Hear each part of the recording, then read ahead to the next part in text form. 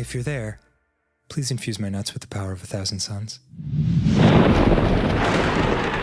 Holy shit, you're real? Let there be thunder and lightning. Acorn shot from the tree of life. Thunder and lightning. High voltage nerves lighting up the night. Mighty balls gifted from Odin's house. Thunder and lightning. Suck 'em!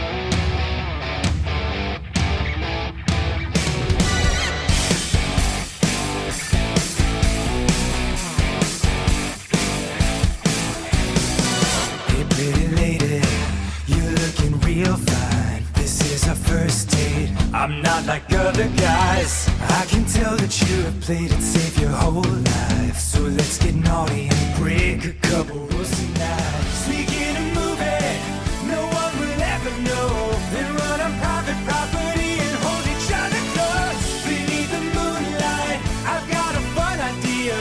Lean and kiss a cheek and gently whisper in your ear. Let's steal a car tonight. Commit a felony with me and drive until the sunrise. Let's steal a motherfucking car tonight. Be young and alive. So let's commit some crimes. Hey, I like you. I got your flowers. Let's get some coffee. Look deep in my eyes and tell me about your family. We can hold hands, then you can watch me. Shoot cocaine into my eyes and rock a family. Are we live? Yes, so we are live. Hello, everybody, and welcome to an exciting Saturday stream where today we are going to be checking out a new game demo. And yes, I know it's a deck builder, it's a roguelike, there's a lot of things going on here, but I just recently heard about this game, that I had a free demo out, that it's connected with a lot of very big people, and it has somewhat of an interesting concept behind it. So today we're going to be checking out the demo of The Killing Stone, and we will get to learn if tardigrades are immune to devil deals. I think it's very likely. But before we get into all of that, I have a simple question for all of y'all. How have your weeks been? How are your weekends shaping up to be? And most importantly, how are you all doing today? Have y'all had a good Turkey Day, good Black Friday, good fucking follow-up sinning Saturday? How's your Saturdays been? Went and saw Sisu Road to Revenge today. How was that? More energy than usual. Me, hero? I feel like this is the same energy as I usually. Well, I was just saying you have more energy than usual. Is it the maid women? Is that what's doing it? And Hirubagu, what do you mean by one of those fake cakes? What's your characters like one of those fake cakes? Because I don't know if I understand the reference. Is it just like a cake that looks like a person, or what do you mean? And how do you draw something that looks like a thing that's made of cake? Wouldn't you just draw them looking like the thing and then say it's cake? Or I'm very confused. I'm very scared. Pretty fun. Hell yeah, my dude. I've been meaning to catch a couple of movies. There's also, God, what was it? I've been meaning to watch the second season of Andor. I really enjoyed the first season, but I just haven't been finding, I don't know, the right rhythm, the right time to settle in and, binge a TV show.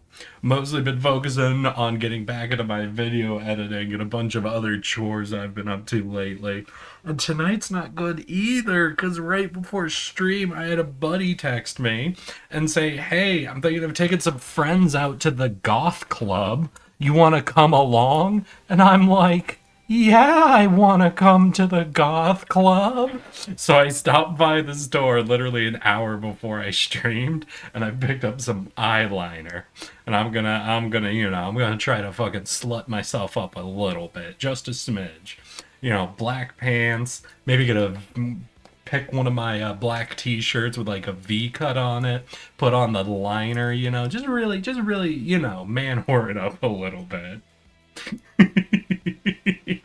I don't know. Is there anything I'm missing? Anything I need to do, y'all? Any suggestions? Things I can do in short term, because basically what it's going to be is I'm probably going to finish stream, take a shower, and it'll probably be time for me to get ready to go, You draw them looking normal, but you take a slice showing that they're cake. Okay, no, that's smart. That's good. That's definitely the way to do it. It does mean essentially you have to draw a picture of a cake and a picture of the character, right? Because if you layer them, then it's pretty easy to do the cutout, Been watching those fake cake videos a lot. Listen, Hiru, if you're saying you want to draw me with cake, well, we've talked about it. We're really not sure how good my ass is. I assume my ass is pretty good. I'd have to talk to the original artist, but I don't know if I can cold message her and go, "Hey, Canon, what's the Canon for the drawing you made of me that I use as my model? Am I caked up?" Oh, fuck. I always want to go to the. Hey, Zelix, you want to come out to the goth club with us? Listen, open invitation, Zelix. If you want to come join me at the goth club, you just gotta let me know. Pick up big titty goth girl while you are there. I don't know. I don't know if I'll be able to pull that one off here. Got any spare chain? Chains. I've got a, sorry, I turned around. I got a belt.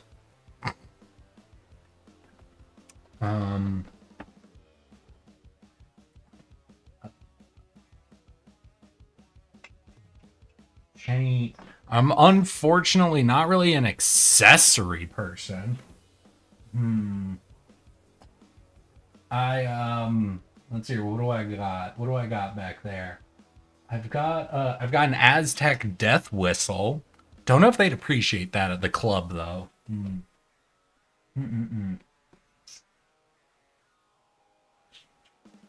Yeah, not really a chain person. I'm not really an accessory person. I don't got any like necklaces or bracelets or anything like that. I've got my I've got my Not Scary Farm baseball cap that they give to first time employees. I don't know, you think that'd pop the Aztec death whistle on the DJ mic? You guys get me? The one thing I thought would be hilarious when I knew I was coming down to LA is I thought about the idea of bringing the fucking death whistle to like one of those protests. Cause I'm like, you know, if you want to have some fucking fun in a crowd pulling out a whistle like that sound coming from the darkness, I feel like that freaks the people out. Oh man. And looked in that place and it discriminates against Richards. No jeans or flannel allowed. Homie, just put on some black pants and a black t-shirt and you're good. You're good. What's the matter, Richard? What's the matter? Oh, it also can't be athletic wear, so you can't put on like black shorts, I think. I don't think you'd be able to get away with that. Well, you know, if Anne wants to come and leave you at home, Richard, I guess I can ask. I can ask Lotus if that'd be okay.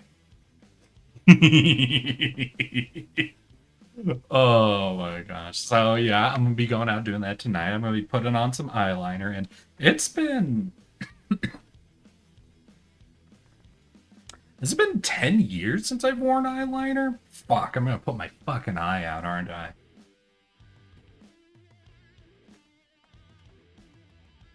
It'll be fine. That'll work.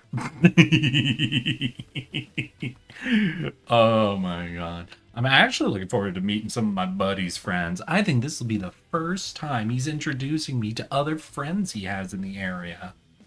I'll have to steal them away, make them into my friends. Same thing I did with a majority of you and Junie, essentially, you know? I think I have the right personality for it. Have I told y'all about the fucked up thing I accidentally did in high school once? Where I stole half of someone's birthday party? Richard, I'm pretty sure you were there for that. I think you were one of the people who came with me. Wait, hey, Richard, do you remember that? Very important question, buddy. Do you remember the time we went to someone's birthday party? And we started playing on a trampoline? Then we started playing Magic the Gathering out on their porch while the rest of the birthday party was inside. And then I suggested we go do, I don't even remember what it was, but something else. And all of the guys who had been out playing cards and just fucking around outside, we all just left.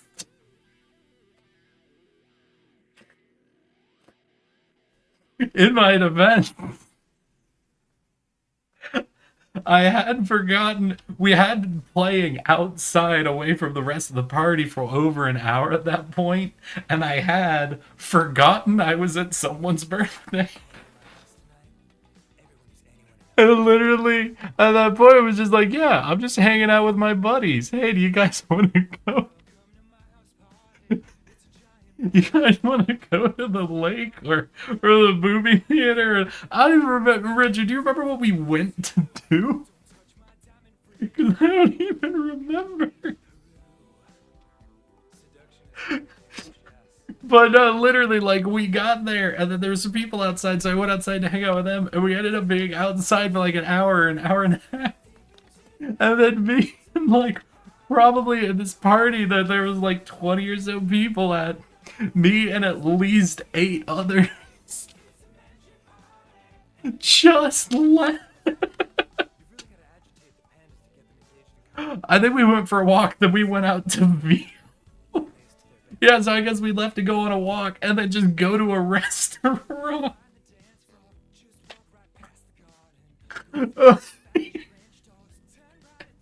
Oh my god.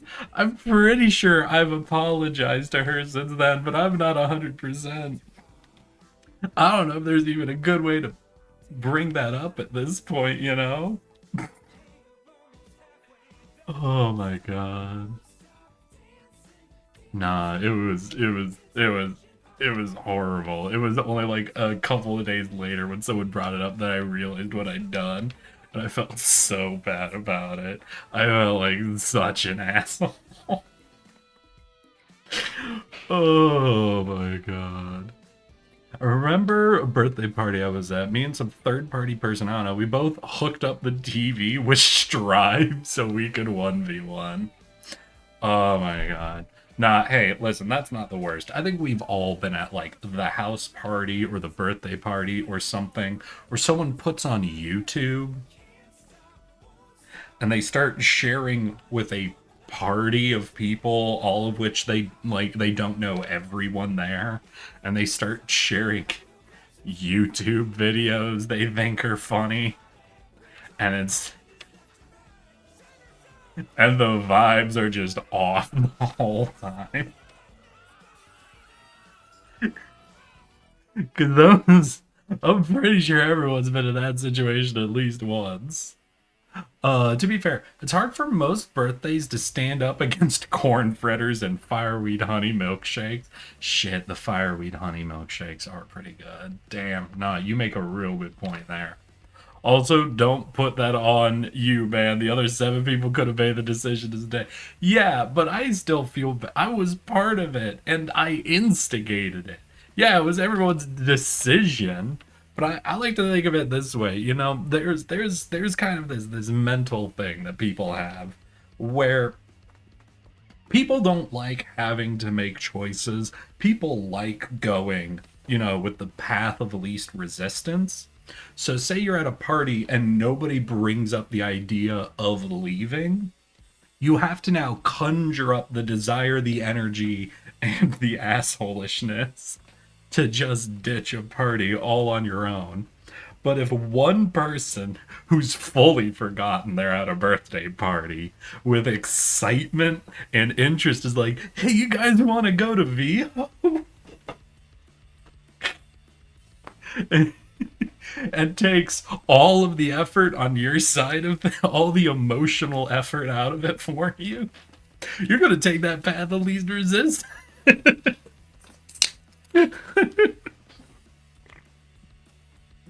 Oh my god. Holy shit. I had a party where someone was having a good time and some deviant started casting their phone to the TV to play the hub.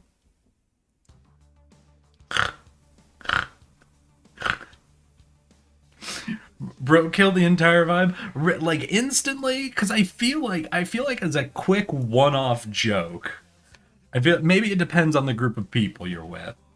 I could imagine at some of the like cast parties or birthday parties I was at, if someone had done that, you know, you yell at them, you make them stop, But I feel like, depending on their choice and how long they committed to the bit, like if it was just a quick thing, especially if it's just audio, like if you have the screen off but the speakers are working and the audio starts coming through, I feel like you could get away with it. I feel like that wouldn't ruin the party, but I imagine you didn't have someone that considerate doing it.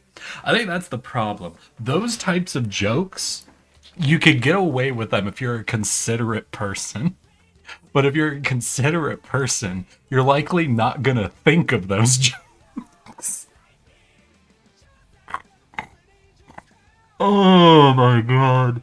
No, it's like, fuck.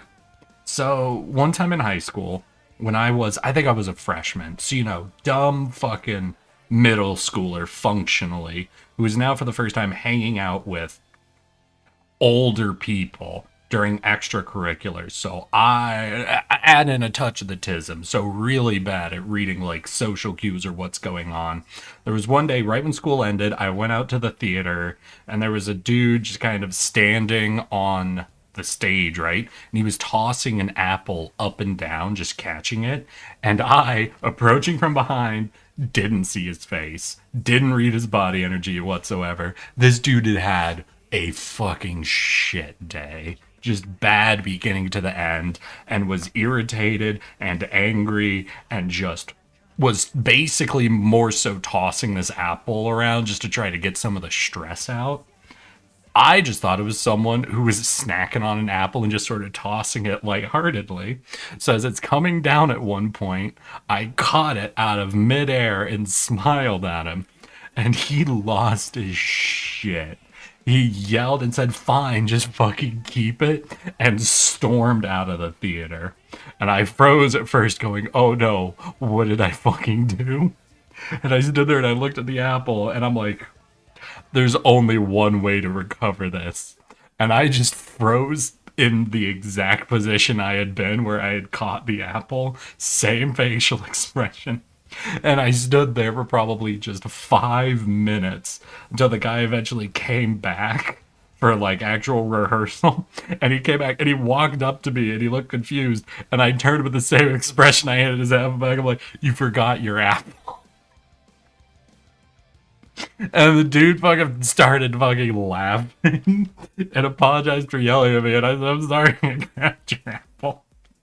But it's like, if you can be considerate, if you actually feel bad about what you've done, if you actually didn't mean to be a problem, it tends to not actually be that hard to apologize for fucking something up. The problem is people who don't care tend to be the ones who fuck it up most frequently. Bro had the picture as well, and he didn't stop till someone unplugged the TV. Oh. He didn't stop until someone unplugged the TV. And it was a friend of a friend's party. Well, to be fair, if you're at someone's party and you're the friend of the friend, like the distant relation, pressure's off of you, right? If people are fucking around and getting in trouble, then it's very much like, these aren't my usual friends. People are gonna get in trouble and I don't have to care. Good times. I've been watching the show on YouTube where it's an interview show where the subject is eating their theoretical last meal, and corn fritters, apple pie, and fireweed milkshake from VO would be one of my courses. Hell yeah, my dude. I think you would confuse that place. I think they'd be like, "From where?" Okay, so there's this hotel, right? And the hotel has a place where you can eat.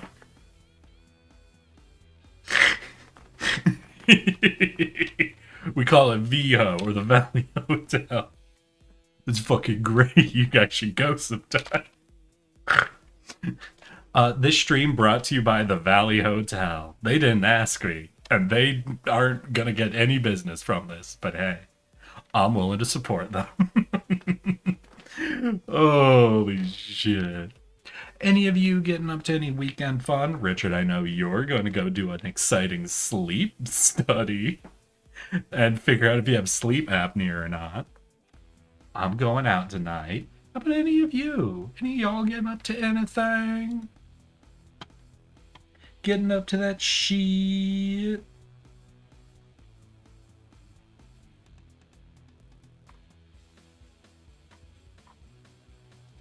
No. Aw. Sad. Very sad. I wish you all exciting weekends, but I know. Likely need to take care of ourselves. Gone do a Pokemon mystery dungeon D&D game night with some buds? Fuck yeah. No, that sounds sweet. Hell yeah, hero. I kind of want to hear about that. I hope you could share about that a little bit later. Not gonna lie, for my last meal, I would pass the meal if they just let me run a game of Stry.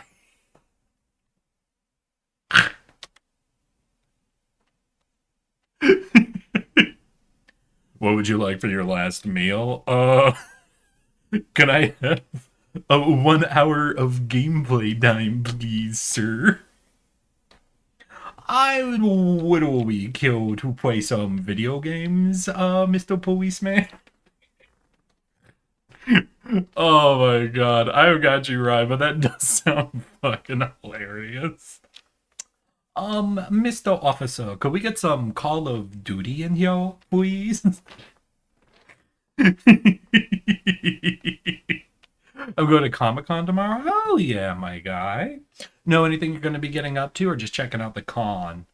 Because Comic-Con has to have, like, an artist alley, right? That's been one of my favorite parts of going to TwitchCon, has been checking out the artist alley. So much cool shit going on there. I mean, not as cool as hanging out with people, but that's more like after the convention part. A little less to do with the actual convention itself, you know? If everyone shows up, you just need a couple to show up, hero. I believe in you. Make D&D what you want it to be. Hell, Richard's here. Richard could tell you about the time for I think it was for his birthday. A buddy of ours was like, "Hey, let's do a one-shot." And I played a blind character.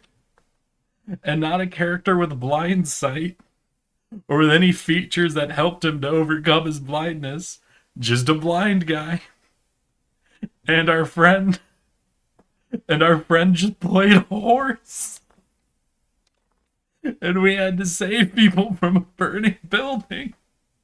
And the blind guy and the horse said they'd take the second floor.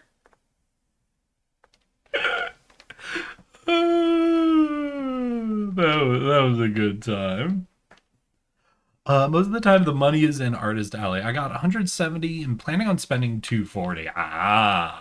The con crunch went crazy for Sin.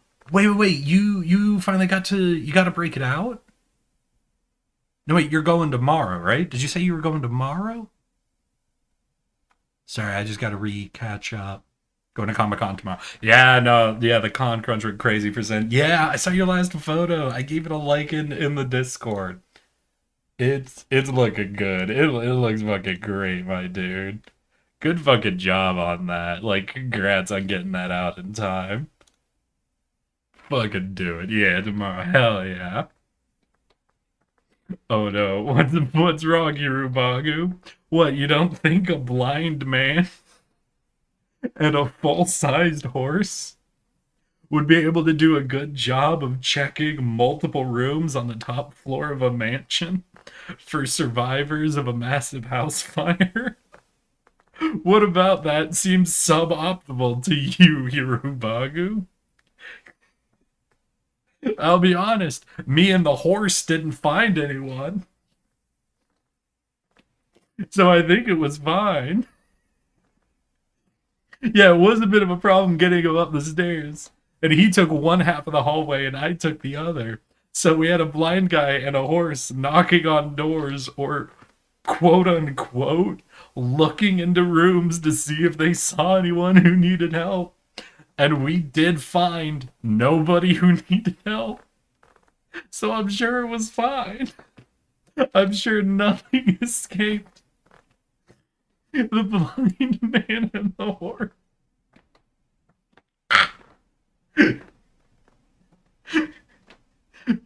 Oh my fucking god. There is something delightful. There is something delightful about intentionally playing a 100% useless character in Dungeons and Dragons. There is just something about it which is fucking, which just takes all the pressure off. Especially because I remember at some point the DM asked me if I wanted a like advantage on something or some way to ignore the blindness of like, oh, if you have like a tapping stick you could still like find the doors, and I'm like, no, I'll roll investigation with disadvantage. I'm blind, it's fine. Oh god. I'm a dip now since I need to be up early. See, I'm opposed to getting picked up by a mate. Hell yeah, right. Take care and don't miss out on Comic-Con. You gotta show off that fucking mask, my dude. I hope you have a lot of fun and tell us about it on the Discord afterwards, okay, buddy? Would you take care? I suppose with that, it might be time for me to start setting up to finally show you guys this game. So today we're going to be checking out a new game demo. So this is early access. This is a demo for the game called The Killing Stone. It's a deck builder. It's a roguelike. It falls into a lot of categories of games we've seen before, but it's a little star-studded if you end up looking into the company. Let me go ahead and pull up their store page.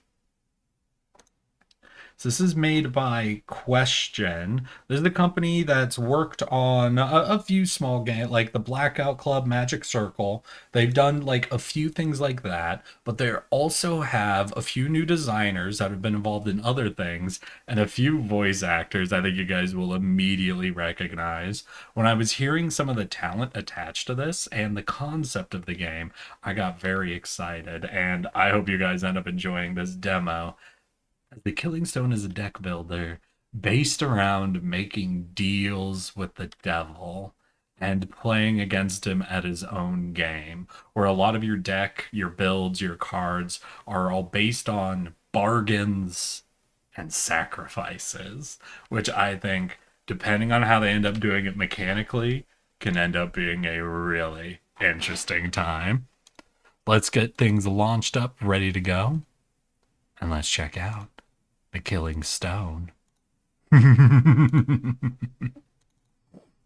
right, how we doing? We'll take over that. We'll take over... Hold on. There we go. This. Ooh, game audio coming in a little loud. Let's turn that down slightly. Yeah, 75 should be good. How's that coming through for y'all? Am I coming in over top of it? Is it coming in a fine enough volume? 5e original Drow have disadvantage in seeing in well-lit areas, a mechanic that led me to make the magical D&D sunglasses. Yeah, what is it? It used to be Drow kobolds.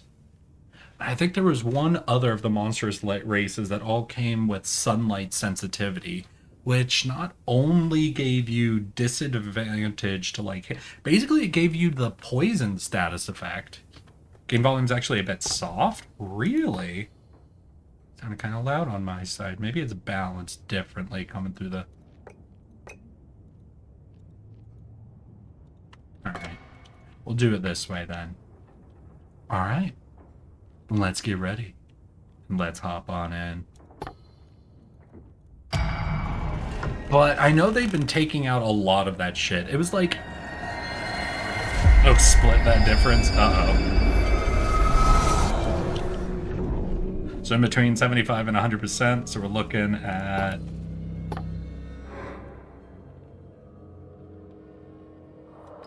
$87. Let's go with that.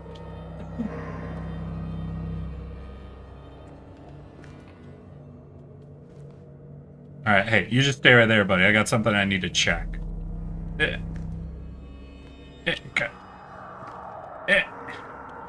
No. No, let me. Fine. No, fine. We'll walk up to you. I'll totally Haha. Fuck. Oh, wait. Hey, yellow. Fine. Okay. What do you want? At last, if thy tongue If thy wants... tongue Oh, wants never mind. use, subject me. I am unto thy whim a bondsman. But as wise men will one day say, in the beginning was the act. If it is action thou cravest, then to the ritual and amen. Alright, buddy. What are we... Oh, ooh. F to talk, C to begin the ritual. Ooh. Hi. Maven. You approach the figure uncertainly, trying in vain to orient yourself in the uncompassed dark. Wittenberg College. Your office, was it not? A mysterious parcel left on your desk, within a box strangely familiar.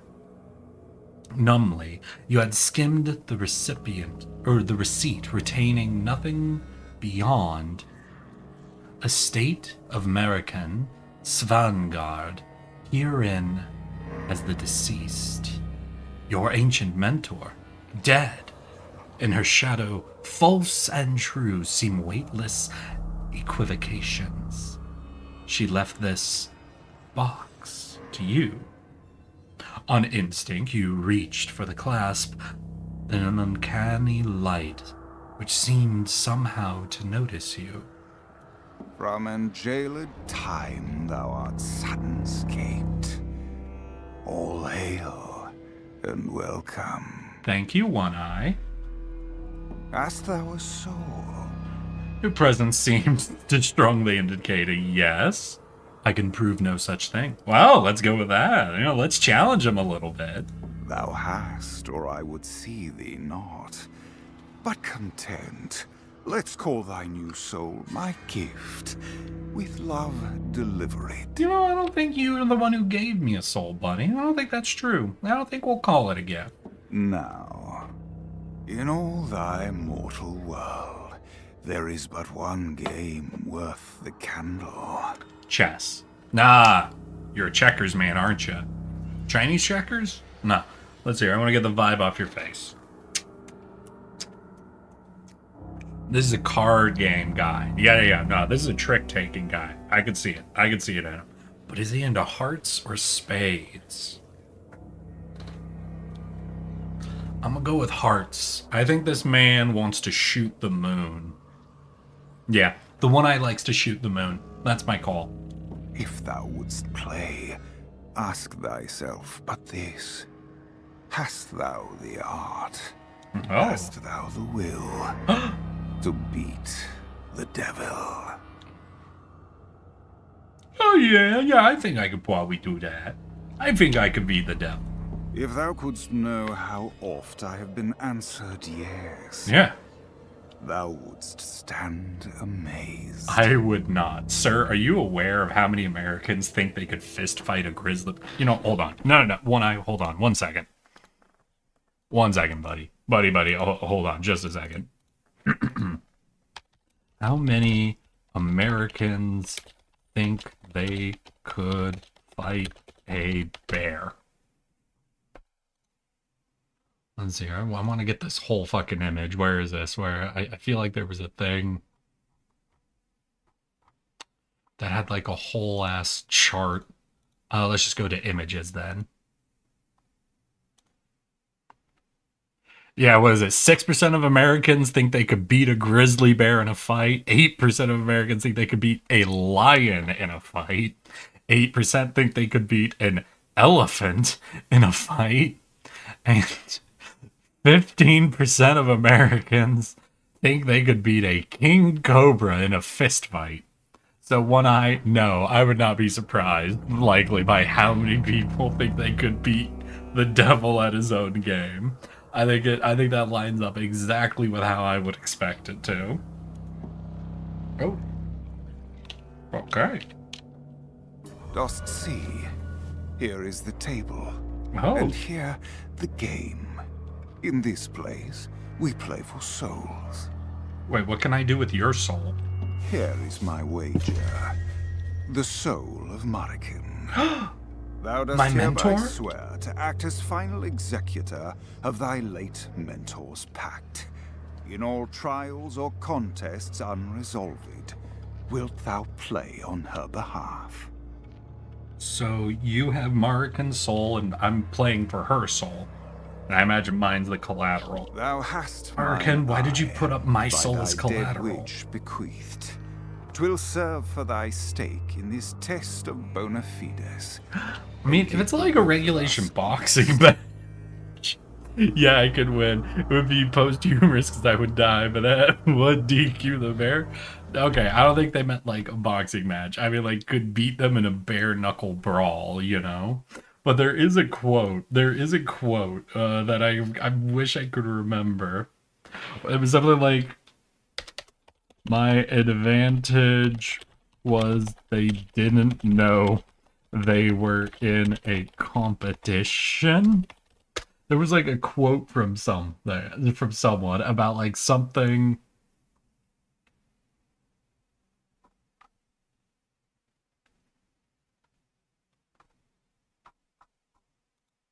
Competition, like animal. There was something. I can't remember if it was like fucking hanging. There was like a pull-up competition with like an orangutan or some sort of like strength competition with a bear or something.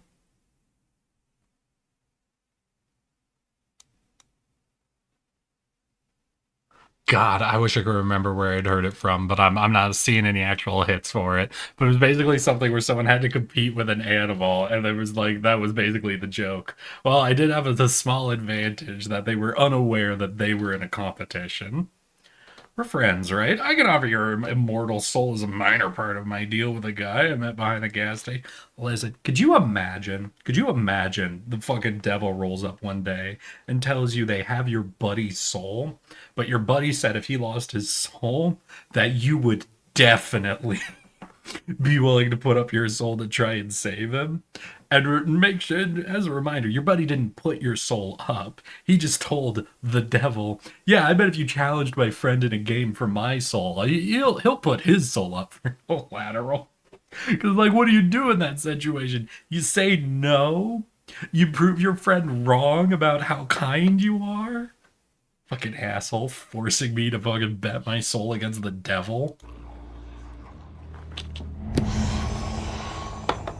Is that what my soul looks like? What? Why does my soul have eyes? Why are my soul's eyes different? Is my soul growing? Okay, I think it stopped, but I think it grew for a second there.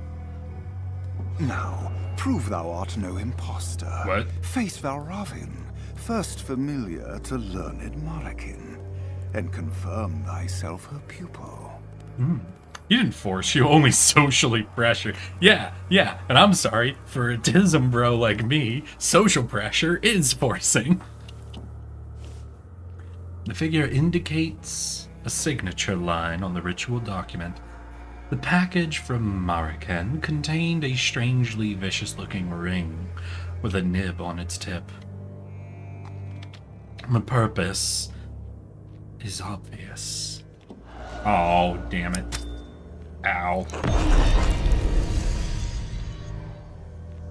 Hey buddy, the contract seems to have changed after I signed it. That can't be legally binding, right? Listen, if the contract changes during signing, I don't think that's an official signature anymore. That's some sort of crime. Hold on. No, Satan. Listen, I'm doing a legal battle with the devil, so I gotta make sure I get this terminology right. What's it called if someone changes a contract after signature?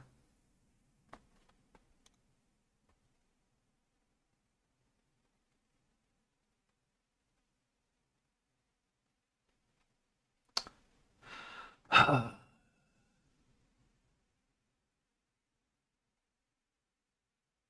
addendum? No. Amendment changes? Meh.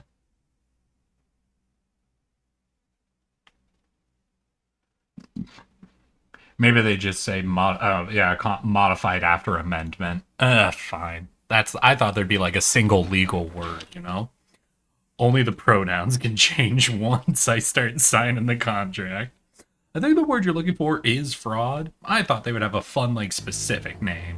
A lot of laws have, like, fun, specific names for very specific crimes. Like, you know, there's a difference between assault and battery, and it's like, nah, I thought maybe there'd be a fun name for that type of fraud.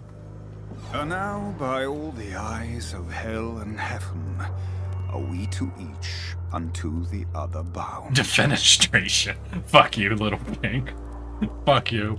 There's only one reason anyone knows that goddamn word, and that's because people in D&D wanted a single fucking word to try and kill someone with command or suggestion, forgetting that both of those spells can't be used to cause direct harm. Well, I'm not causing the direct. He's jumping out the window. How would he know jumping out the window would hurt it? Shut up. Shut up with your defenestration.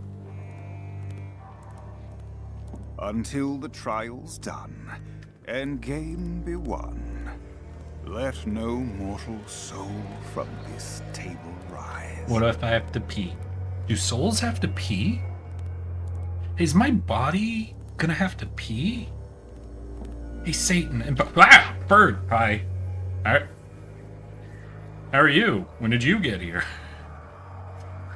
A great pale bird hops forward.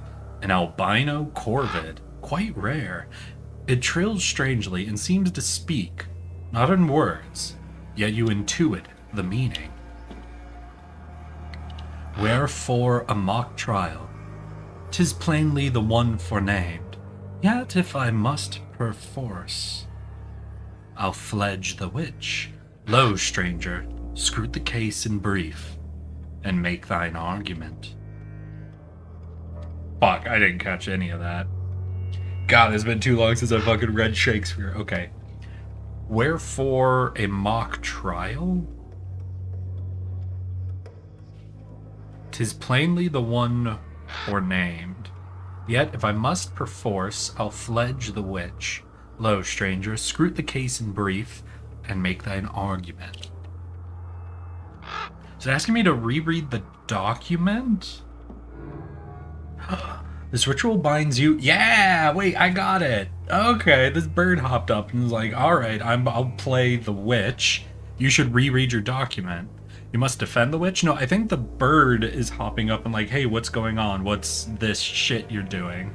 There's some sort of mock trial or whatever. Well, if you don't know what's going on, I'll quote unquote play the witch. Which I don't know exactly what it means. Maybe like say like the wise person or the trickster or something. And they've asked me to reread the document and then make my argument. So I guess look for a loophole or some advantage in it to me. This ritual binds you and the demon together in contest by contract. Click on the battle above your loop to begin. Above my loop.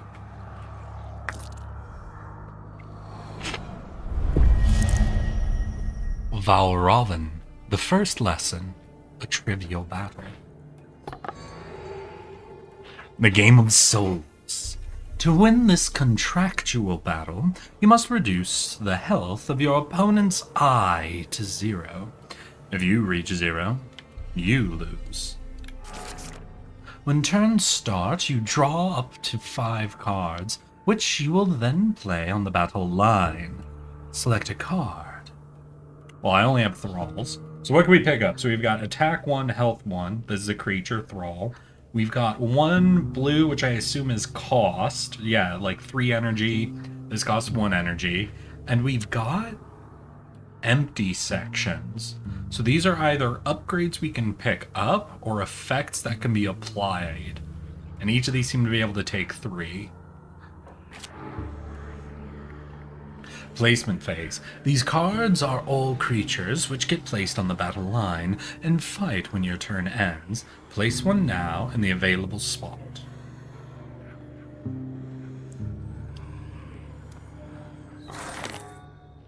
Cards cost action points. Yep, the blues are mana and they refill on your next turn. Cool, cool, cool. Oh, and I can choose which order they go in. So I can put 1 in front, of where I had and one behind where I had. Okay, gotcha. When you run out of energy, you can end your turn with space to enter the resolve phase and let your creatures attack. Do they attack right away? Resolve phase. During the resolve, creatures attack and deal wounds equal to their strength to the first non-ally they face. Oh, we do just get like a round?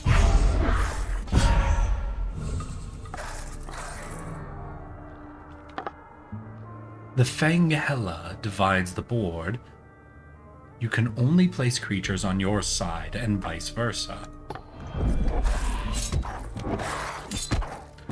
All creatures has health, and if they die, if they reduce that to 0. Now, unfortunately, none of our guys had 2 HP, so I can't tell like if health comes back between rounds. I don't know if health is like a permanent resource, or if it's just like a stat that needs to be overcome, you know? Wait, AP rollover. The battle line is full. What do you mean the battle line is full? How can I... Is like the battle line always 5? Or where can I tell if a battle line is full? Because I would have assumed it's this. Like these 4 dots. Like we could have 4 guys.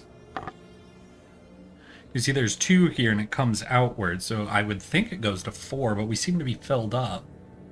And I don't see anything that says like out of 5 around here. Ooh, and I think you see right here we have these 3 empty dots where we can like put like a marble or something in. I think that relates to these. Alright. 5 monsters on the board at a time. Card games? This is Yu-Gi-Oh! But it's you and your opponent can only have 5 monsters on the field. Maybe?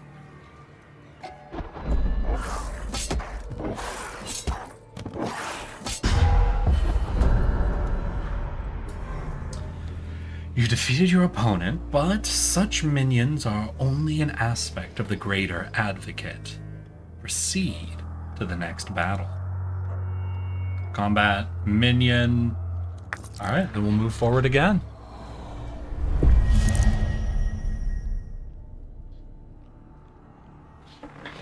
Another trivial battle, Valrovin, the second lesson. Beneath each eye is wounds.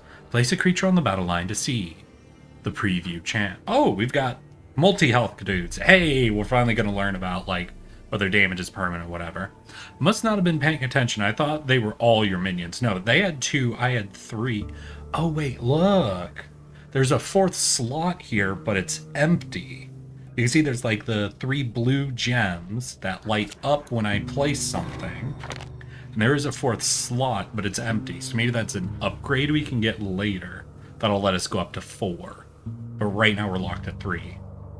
Damage seen here will happen during the resolve phase. End your turn to see it happen. No, I want to... Oh, but I'd win if I placed a second horsey.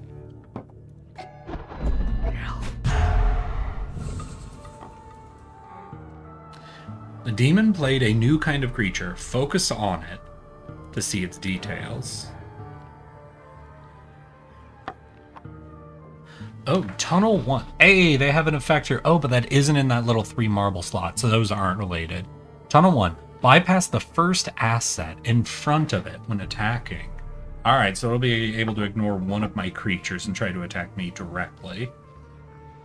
What? Oh, right. And it's not like a play and counterplay. It's you play and then resolve.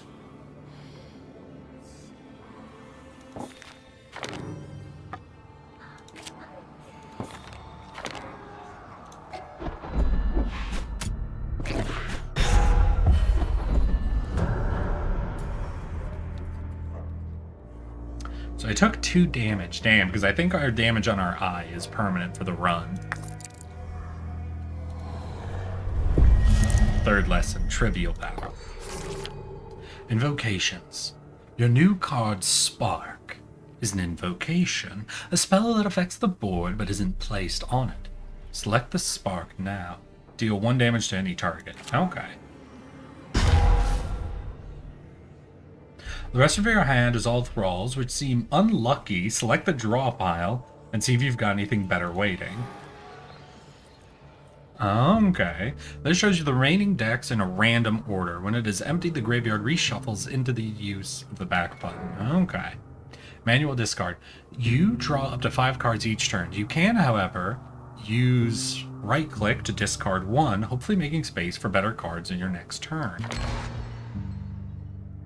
Your turn. Alright. Let's just go all out. We're very likely to get at least 1 spark. We need both sparks to kill the eye, depending on what he puts in front of them. The horse, it would be nice to leave space to put our horses in, but I think we're fine to try to rush him down. It also puts 3 blockers. Yeah.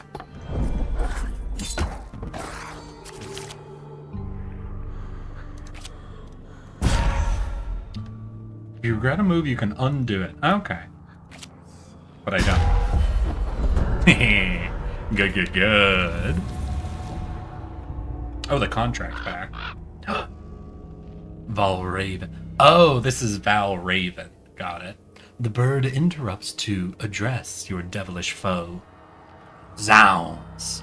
Must need we all this pomp and puffery? Then somewhat sing-song. Doth thine one good eye not suffice to see? Here's the foretold maven, else I'm not me. Winged knave of no colour plumed, go to. This exam is by hest of thy mistress, whose likeness thou seemst to voice, yet roundly failed to list. Ooh. And rhyme not thus, Squab, save by the homophony of silence. Else will I see my cap new feathered. Alright, buddy. I don't know. This bird seems like it knows a lot of shit. I wouldn't threaten him with that. The bird stiffens. Whatever the masked adversary may truly be behind the shape, Valraven seems far warier of it than his words suggest. Wilt thou converse with our guest in new civility or candor? Hast thou not a reputation for it? Content. We may commune in comfort now, if thou wilt. Oh, okay. Cool. Can I talk to the bird, though? The strangely blanched bird regards you, then tilts its head to gaze meaningfully at the eye you carry. Then in turn at the strangely familiar wooden board and parchment laid out here, as if they and it are each bound by a ritual purpose, and this clever creature awaits their use. To derive all this insight from the ruddy bead of its own eye seems itself a rare thing.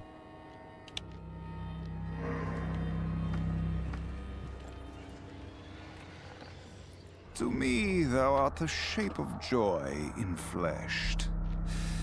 Oh, to match at last, sweet sinner to the sin.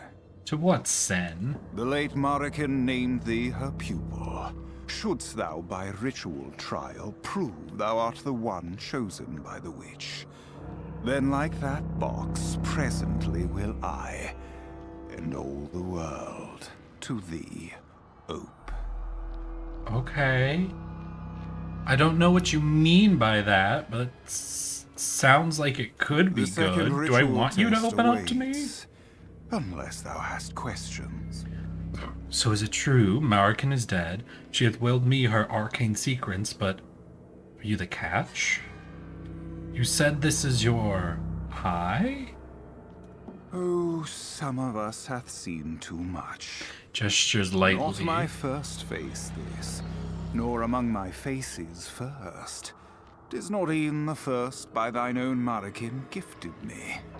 Alas, it doth seem now the last. How revealing, care to wager the other? I could have a set. Oh god. Bathe him in light. By all powers of principalities, thrones, and dominions, I defy you, Satan, be gone. Which face answers a question straight out. The test will reveal him. Let us begin. I kind of want to see how he reacts to me invoking God, I guess. By all powers, principalities, thrones, and dominions, I defy you. Satan, be gone. Satan is a job, child, and mine hath to it more sport. Were I here to thee accuse, I'd say thou dost live a lie. Under what name did they tenure thee? Xenodoxus the Younger, wast? As well call thyself Simon Magus. By invoking its source, thou dost flaunt the Deutschlanders' ignorance of their own legend. The Deutschlanders? Admit it to thyself or not. Alright, we're learning we're in Germany? Thou art of Wait. our party, Doctor. I thought this game was going to be a little more vague, you know, but I guess we're a specific person in a specific location sort of thing, you know? Interesting. Okay, so we've got mysteries to discover. Alright. The second ritual test awaits, unless thou hast questions. Well, I want to see if he's willing to give me more info then. Oh, Maven, we are all of us ensnared. Should Marikin's debts unto the house be settled in full, and thereafter sums residual stand ope to claimants, thou art thereby to all scholarly holdings entitled, tomes, servants, artifacts, et al. Servants, are you such one? Much is rumored. The library was to contain, well, the secrets of creation itself. Well, I want to know about this dude then. Eager art thou, if a shade green. Patience. Shit, is Even green as I now envy or thee greed? behold, thou seemst to ripen. Pass the test, and thou wilt know me in the round. Still, Uh-oh. what be the harm in a little taste?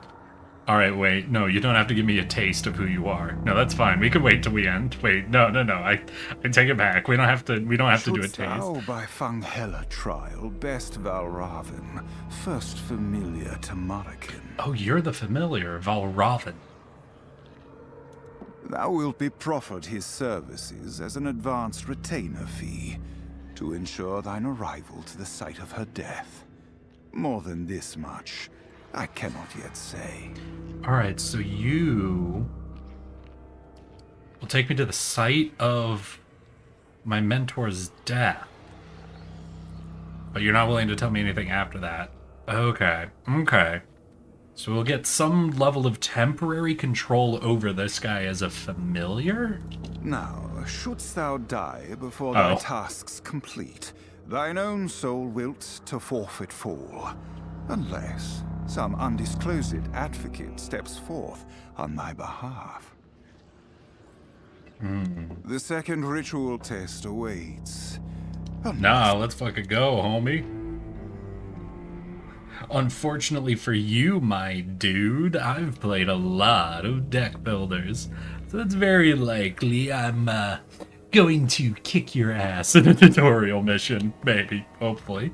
Let us resume the ritual contest. Let's mystery begin to reveal themselves to me. Let's fucking go. Yeah, because so far they really haven't introduced anything super new, except for how there's, like, this order that enemies fight in, which is very different for a lot of deck builders, and a lot of abilities seem to be out circumventing it. We also haven't really got into any level of deck building, though maybe we're exactly about to. Here you can choose a boon, a special effect that will help you until the ritual ends. Boons stack with each other, so it's always better to take one if offered. Heal 1 every combat, that's nice. Max health increased by 1. Heal 2 wounds when the entire deck is circled during battle. Let's do a really basic, straightforward heal. We already took 2 damage in the previous ritual, so we'll get at least 2 uses out of it. There seems to be, what, 3 or 4 fights for a ritual? So we'll full heal and have like a little extra damage possibly to heal up. Oh, that's just a reward. There's only 2 fights. Oh, and we healed after the last ritual. Okay. So maybe that wasn't great. Maybe I should have gone with the max health one. The 4th lesson. Reserves. You can place any creature in reserve above another creature, ready to join the battle when the first one falls. Play a celestial projection now on the battle line. Place in a slot above the celestial projection, represent a space for reserve. Place the Comet Archer. Ooh, and the Archer has tunnel. Well, I don't want to reserve the Archer. I want to put the Archer at the back, right? Unlike creatures on the battle line that host them, the reserved creatures don't normally attack or get hit in combat. End your turn to see. Well, in that case, I want to make sure I'm putting things in front of my horsey. Ah, my horse. No, stop it.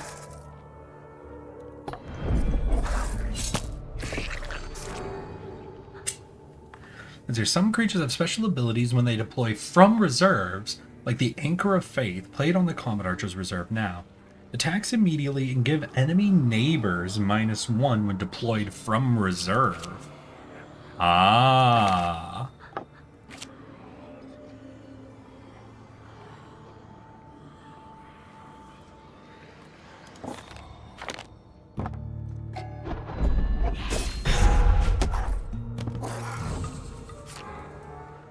The opponent's symbol eye means this effect applies to the enemy's eye. So in this case, the thorns will strike your creature and your maven. Deal 1 damage to all enemy creatures and the eye. Okay, got it.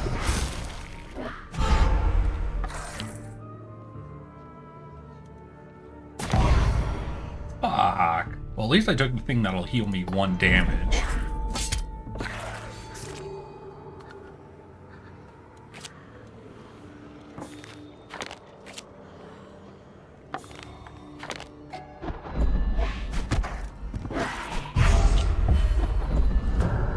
Alright, so this reserve system, though, is very interesting.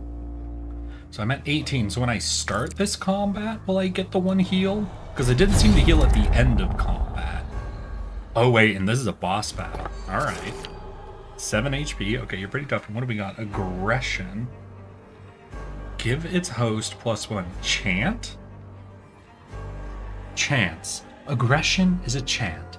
Chants must be played in reserve and are discarded when they hit the battle. So as long as the creature's alive, I gain an effect. Okay. If I place a horsey and then give it a chant, it gets the +1 damage. But then I would want to keep the horse alive by putting other things in front of it if possible. We did get the 1 heal. Okay. But it's very likely he's going to kill it this turn. Rust. Every creature on the battle line loses. Oof. But you're not that useful anymore.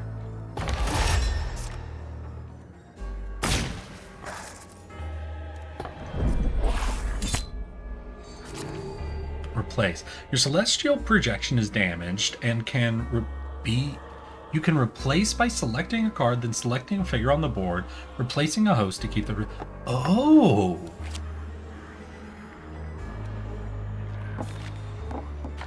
So I now have an archer with +1 who would shoot around this guy. If I add a horse, though, that'll only kill this dude. Sorry, we'll put the horse in front since it'll have 3 HP and is likely to survive.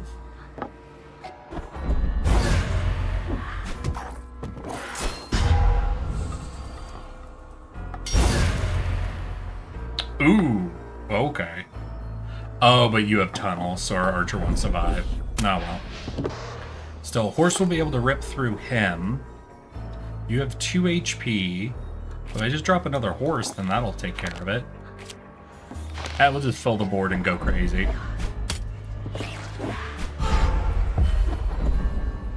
Alright, we're starting to get into it. We're starting to learn a few things. I knew thou wert no charlatan. 'Tis mine honor to serve thee, Maven. and to fly his company in faith. No counterfeit art thou, a maven true, Aw, you and flatter pupil to me. infamed Marikin. For in each hand thou play'st, I see hers. Now ends the sportive joust. Fair and enough, fair enough. begins Okay, the yeah, he's been earnest going duel. easy on me. Hopefully we get Thy now into the witch real deck believed building thou elements couldst of it. outgamble me, as upon a stone in earth redoubted, break my back upon thy will. I, in whose blood the first air pact was penned, who for thy game of souls carved chessmen from the teeth of time. Wait, what? Thy witch, so my mentor, believed I could outgamble him. As upon a stone in earth redoubted, break my back upon thy will. As upon a stone in earth, break my back upon thy will. I in whose blood the first air pact was penned. Okay.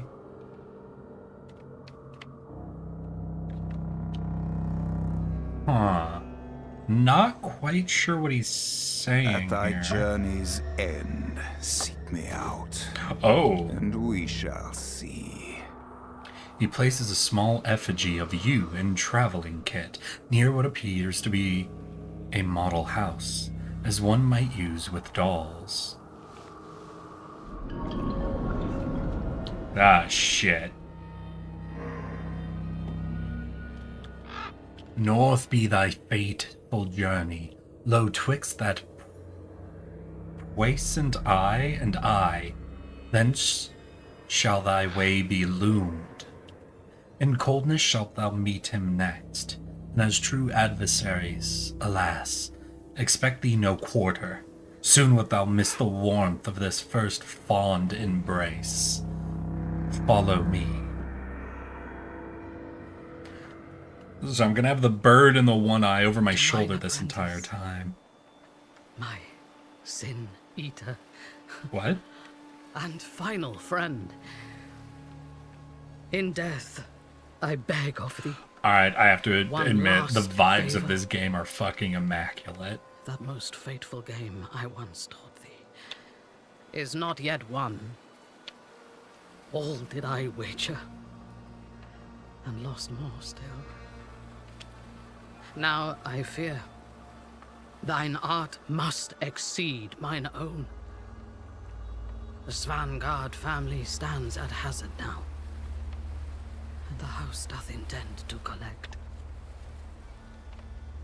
Oh, Prithee, hell yeah. visit my kinsmen in their exile, and shield them from my wretched curse.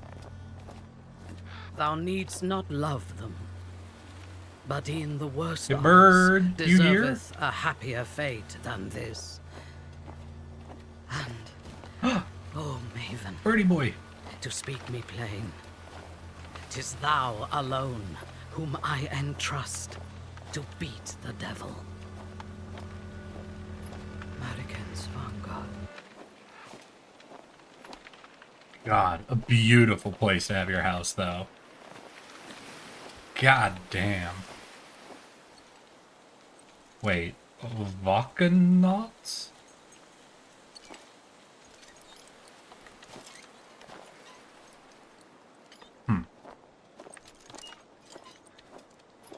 Uh-oh. Wait, are we gated? He's a puppy? He's a good boy? Hey, good boy. I'm so happy. That looked like a very good dog. Hey, bird homie. Is that you? Yeah, that's our pale mag. Damn, dude, you made it down here already? How are you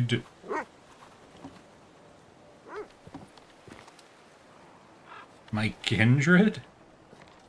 Is that your mouth? Why are your kindred shaped like toilets? Aurora Borealis. can I see? My health. Also looks like a toilet. Misery to mine enemies. Oh. You know, I'm starting to gather something here, that you place stones based on your wish. So if you wish to help your family, you put a stone in here. If you wish for better health, put a stone in here. And if you wish for misery to your enemies. Alright, this family's got fucking issues. Doggy, are you growling? How you doing, little pupper? Oh, is there something in the dark you don't like? I understand. Holy shit, this is cool. Alright, boy, stand aside. I'll take care of it. I've beaten the park. You can't scare me.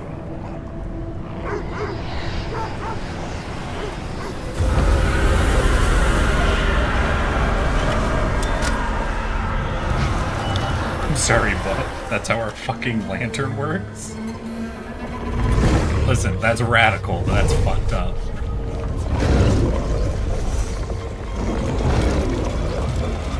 Puppy, no! Pupper? Little pupperino?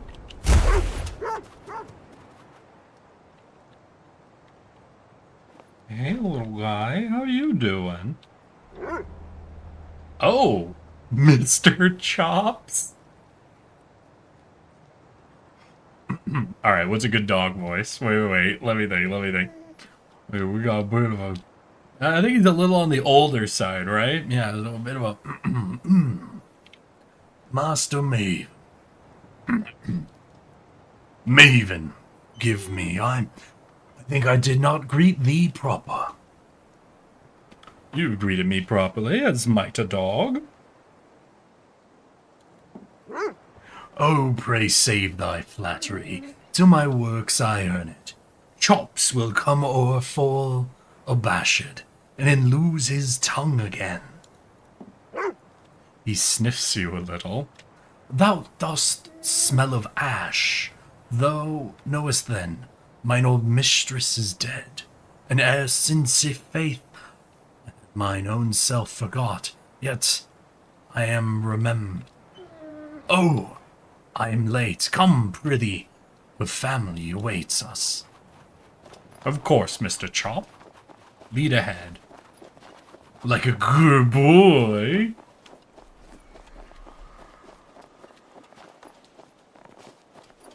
Alright, hold a second, Mr. Chops. Fucking rad, dude.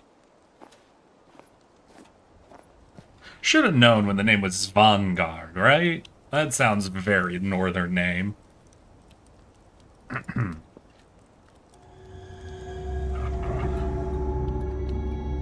The dog instinctively guides you through the grand old manse, sniffing and chuffing about, as if he too were seeing it anew. Signs of isolation and decay have mounted slowly o'er decades, yet oddly, only on the outside. The chambers themselves are remarkably well preserved. Still, the light seems clustered in too few rooms. This is a dwelling for a great clan, yet the sheer silence belies that utterly. Ahead, a few souls stand in a loose cluster, and behind them the blessed promise of firelight. You suppress sudden urge to run past them and collapse upon the hearth. A big man of some 70 years steps forth to greet thee. Mr. Chops emits a small friendly whine at the sight. Hey, Mr. Chops, who are these people? The dog whimpers, good-natured, seemingly for this moment no more than an excitable beast. Volum. The man takes in your mask, your strange case. A guest. In faith, here, guest. Oh, in faith, her guest, aye? such as was. Her will instructed me to expect thee, and not thy name. Just Maven. Then, of our great house, these few are nigh all who doth remain. I, ye Savangard, pray, be remembered of how to greet a guest. This is my Razmine. What do you think, Razmine or Razmine? To hear father tell it, thou art for our family far come indeed. 'Tis past uncommon to chance upon another soul in exile, and to willful choose it. Why, 'tis rarity redoubled. Velkommen. They inspect your vestments, your case and mask, unhurried. Some quiet paradoxes here. You feel keenly measured and yet unjudged. Nika. An Inuk woman steps forward, curtsies very briefly after a look at the large fellow for confirmation. It is impossible not to notice the cross round her neck. Her covered hair. In Germany or Denmark she would draw eyes, but not for her clothes. You are far from both. This is her people's land. What prompted such effort? My wife, Nika, not oft so silent, I assure thee. A hasty half-laugh. They both look back at him, absurdly in the silence. The dog does too. He rests his red-lined eyes on a specific bit of nothing. Then abruptly seems to recall that he, too, has a name. And Volums Vanguard am I. My grandmother lieth below the house, in the grotto. When the long morning night doth lapse, Americans Vanguard shall see buried be in one of the old Danes, her request. Yet ere that hour thou wilt see to her soul, yes? Ah, but peace, I overstep. Proceed as seest fit. Welcome to Vakenats. All retreat to the den, likely unsure what to expect of you. I don't know what it is. I don't know why it's tickling me. Maybe it's reminding me of doing theater shit or whatever. There's something about this older English reading that I'm kind of enjoying. Characters have something to say. When they're ready to advance the game, go to the exclamation point. Hell yeah. We'll go down there when we want to advance. Can we bust down some doors? We can't bust through the doors. Let's go talk to people. Let's go make Eric read more Old English. So what do we got? We've got her. We've got the Nika. I saw a cat at one point. I think there has to be a cat, and I want to talk to the cat. You guys think the cat can talk, or can only the dog talk? Where is Mr. Chops? Chops! Mr. Chops! Where are you, good boy? Where's the kitty? Oh! Here they are. Oh, you're not a cat. Now that's a kid with sleep apnea. Okay, so we got Chops, we got a kid. There's another room? Oh. Maven. Wary, you survey the small guest room. It smells of old pipe smoke, and neath it some residual deep-soiled thing. An atavistic ferment, long come to dust. It is oddly comforting. No doubt when this house offered shelter to Americans' full exiled house, family servant and myriad bondsmen, some few would come away from the lounge next to door to confer upon small private matters herein. You set down your case, delicate to preserve all Americans' instruments of arcane inquiry. The box, the lantern, your inheritance with promise of more, the paraphernalia of future trials, these yet no further documentation upon which to employ them. Surely American's will is somewhere on the premises. The lantern and eye stay on your person after another drop of blood to feed both. The concept of sleep brushes the back of your eyes gentle, insinuating, but it must wait. So much yet to discover. And that's where the kitty is. Alright, kitty, you're first. Then we'll talk to the dog, then we'll go talk to the people, I guess. Black milk. A perfect name for a little magic kitty. The cat's eyes meet yours. As with the other animals here, you seem to conjure thoughts in keeping with each punctuating mew. Behold the reserve, as if from the very sky, but soft by those war-horn Hillard call, an eye on both banners shall black milk o'ercast and place her bets. Yet now she pointedly does not watch you walk away. Alright, kitty, fine. Keep your secrets. Here unobserved, again the dog speaks. For shame to leave a sleeper unwatched, with poor mistress dead below. Wilt thou see us to her vigil, maven? Do thou needst me a bondsman? I'll see me to his. Why, with her soul in such a state, any stinkerous old spirit might be jostled free and fly up my boy's sweet nose. A lick for luck. I'll give it e'en now. Mr. Chops hesitates as you step back. His warm, guileless eyes meet yours. I'll miss you. The boy has farmer's color, but you see more than mere trace of this land's native Inuit. In his lineage passed down from Volum and Nika, surely they are too old to have been his parents. Who is missing? Regardless, this family has indeed been long away from Europe, by now numb, perhaps, to scandal.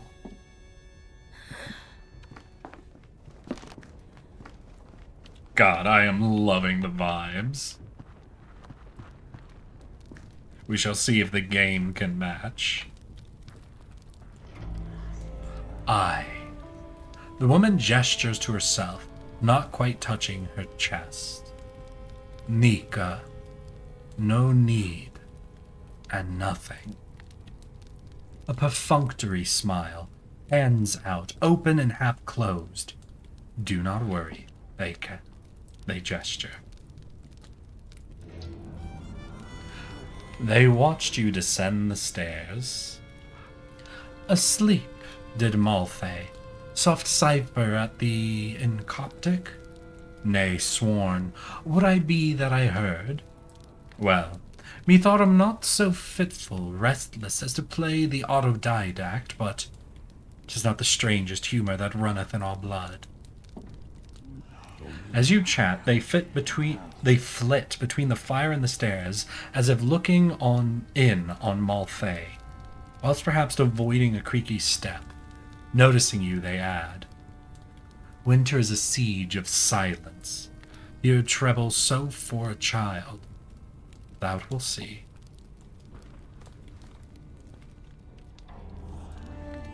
Soft, soft, no further. Pomp'll plague thee, maven. No hand at introduction, I. Years in exile now, neither herald nor page and long-arm shot, yet when a true stranger asks my name, still agape stand I, waiting my cue by some phantom trumpery. He seems to immediately regret the candor and clears his throat. We hath by my hest gathered here in common sight since the event. He seems to force the blunt truth out against some resistance. Her death discovered, what little Will Marican left on to us spoke of the, quaint, burial practice, and vigil duty in keeping with ancient custom. And so we Svanguard mourn as one. He frowns, some fear of inquisition even here. Since that morn, grandson Malthae mine hath likely felt him unduly cooped, mind a race too, with question about earthly perishment. A maven is many forms of doctor. Volan seems to know this and feels obliged to share any observation relevant to the family health. Alright, so a maven is many forms of doctor. So we're considered a medical like maybe a spiritual doctor or something like that, but learned and able to heal in some fashion or another. Lad came over somewhat insomniac. At length he fell asleep upstairs. Thou mayst pass it on the way to the guest room. Softly, prithee thee, grant him oblivion's brief grace. That seems to be all we can talk to. So I suppose it's time to descend and get back into the game itself. Was that Birdie? Damn, these animals. This house is just full of it. Okay, that went extra set further down than I expected.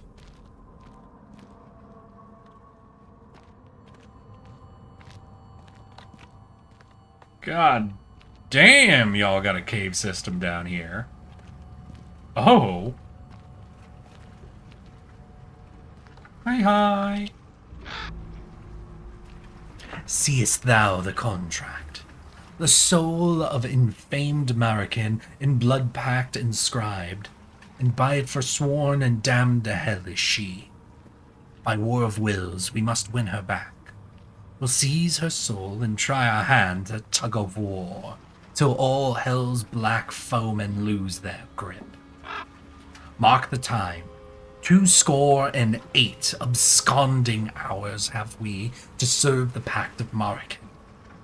Nay, now 27.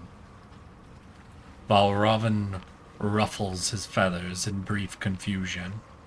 But wherefore the smirking fiends to lay her on it, hither dispatched to take up her pal, and on to the loveless pit bear her hence?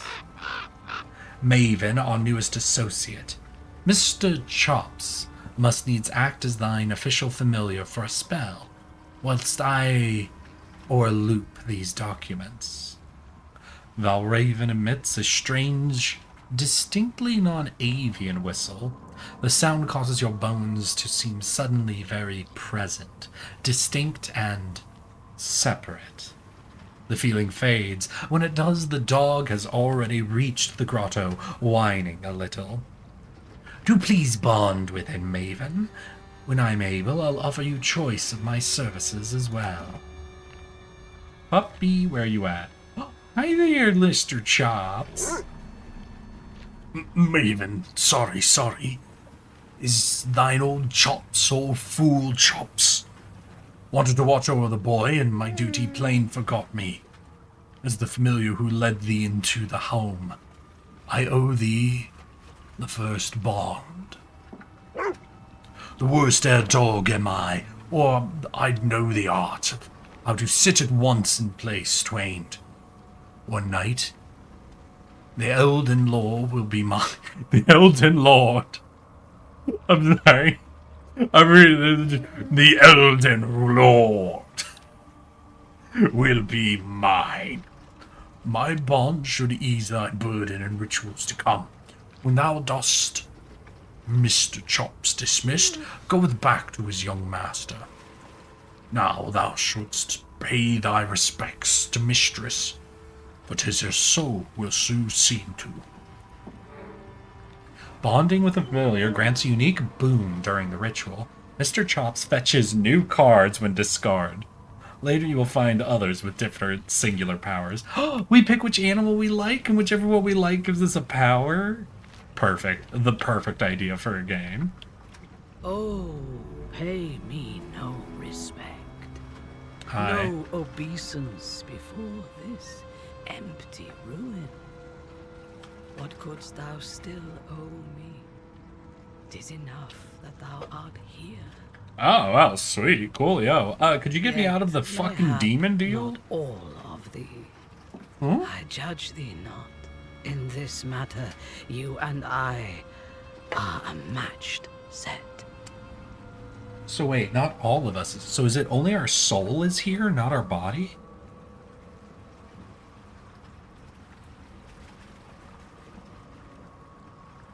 For ruin, you emit a resounding echo.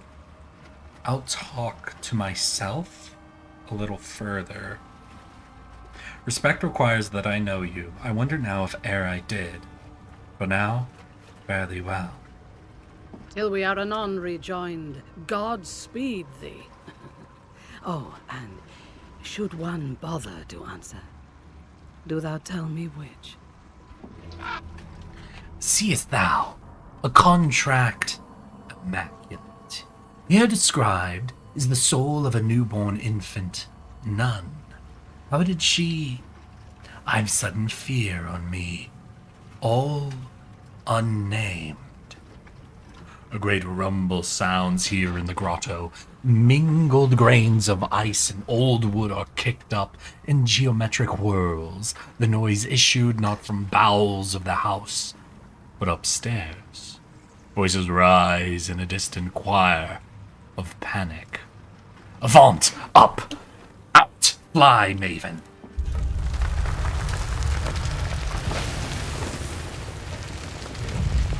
Gosh dang. We have an earthquake or something? What the hell?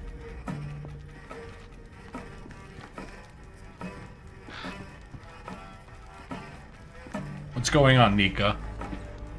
Was 'tis thee? A door there. She gestures to a new stairwell, perhaps redundantly, but her disbelief seemed plain. Volum, Rasmin, and I outside were tarried but for a moment. Where is Marthe? Didst thou see? She starts again, trying to help you orient in the timeline of her fragmentary anecdote.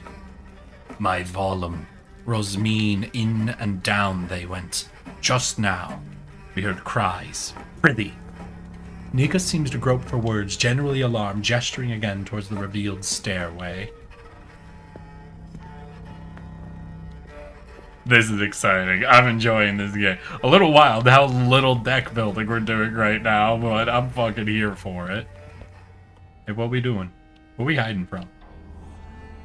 The fretful patriarch cranes torso first to peer into the passage, like a child who'd not violate the domain of adults. Past him ahead in the room without precedent. The boy Malthae lies on some altar. Asleep? Occult implements surround him. Unwholesome sounds issued from the high-vaulted narrow room. Old Volum stands by in tense reserve. His fingers contemplate the scabbard of a small dagger. At your approach, withdrawn. Now, 'tis... I hear on God do I vow, Maven. Markin said naught and less of damned hidden rooms. Surely he, young Malthae, hath slipped past us whilst yet sleep to opt? We leapt to, but then, in sight of yond cursed pageantry, wise Rasmin said, till come the Maven, hold thy peace. Of Malthae is he. Thou hast seen trances of such like ere this. We will stand thy second, as thou doth inspect the scene. Pray do cry out if... He closes his mouth woodenly, conjuring no plausible contingency here. Well. Oh, there is someone behind the contract. Okay. Hey, kitty. Second best witch art here. Good. I smell metal of shining ilk, in faith the coveting kind, and oils of anointment, commingled with... Oh. An altogether less holy admixture. So there's those shadows, there's someone back... Alright, demon, I know you're here. Must have been the wind. Hi, son. Welcome, welcome. Today we're checking out a new game demo. This is the Killing Stone, which has got to be the most vibe-oriented deck builder game I've ever played. Know me a fever this. Preludes past all unheard. 'Tis possessions overture. And here, a contract on the lad's soul. Valraven hops away from the child, takes in the rest of the rune's contracts. On monstrous spindles they hang waiting. But one stray leaf, I fear, from a family tree. Sidelong the bird now surveys a legal stamp, its strange grip sculpted into human likeness. Malthae, styled the same as was the effigy American in the care of the fiend One Eye. Mistress spake not of this, to her own familiars alack. Come, thine elbow lay by all innocence, moveth Malthae to yon chair, and preparest thou ritual components. The work begins. Ah, okay. Alright, kid.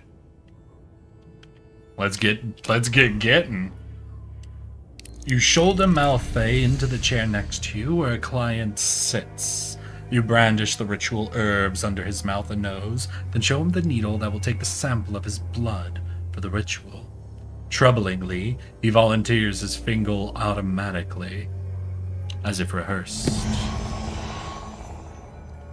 Alright, so we've got Scales Candle. I think that triangle with the A in it was the boon we've got before. I'm also seeing 3 colors. We have the black options. I see a red option to the left, and the top is the gold. I think that just refers to the boss fight, but we'll definitely see. Oh. Howdy there. Biblically accurate Satan? Ah. Fuck me. How do you pronounce a double V? Is that a W? Wergild? Ah, Wergild, as One Eye's agent, dost thou claim him? Well, tender thy receipt. The great gold leaf contrivance responds, clicks and soft shrieks of metal, muffled by its long robe. How the fuck do I pick a voice for this thing? So its name is Wergild?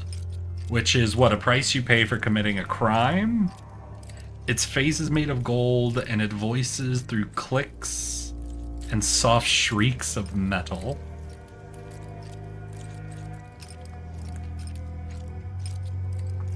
I almost want something on a little raspier side, like... Lo, a tendering. A new magus is come.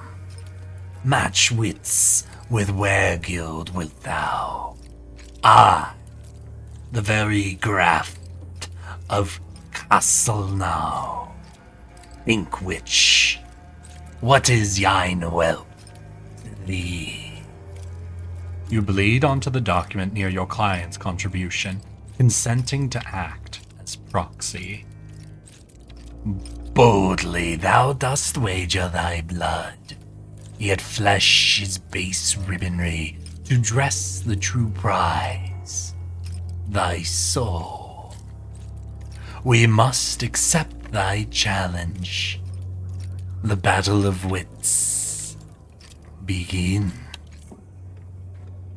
Hell yeah. And what do we got? So we've got Malthae, the young explorer. Creatures with 0 strength have the sneak keyword.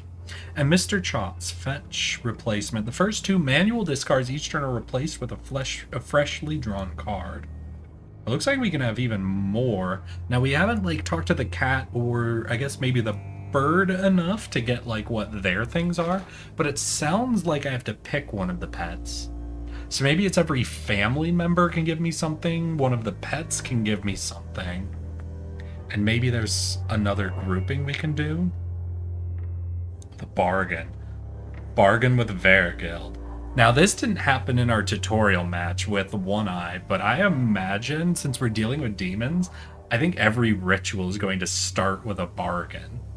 And it looks like also end with a bargain.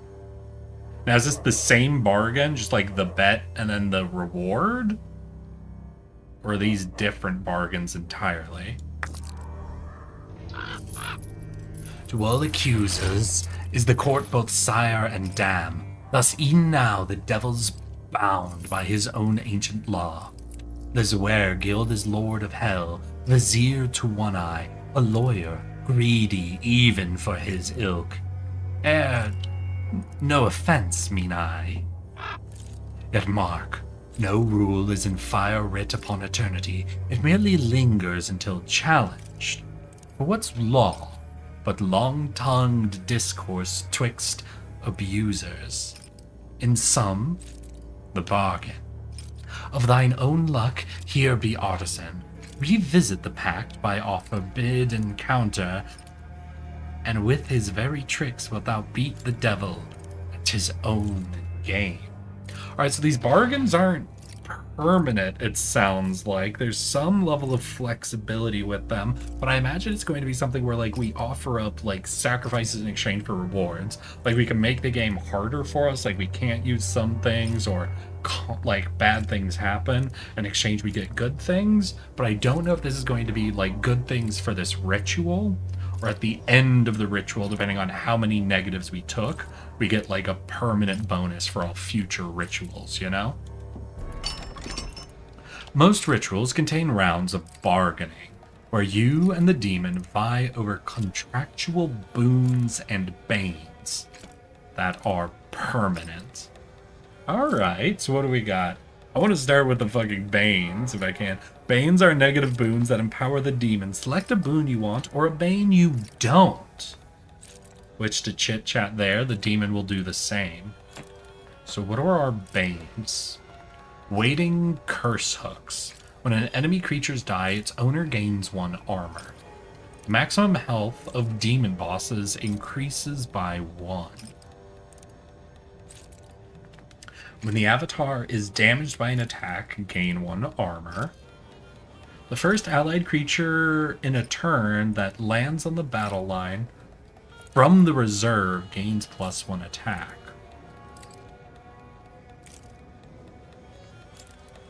Interesting.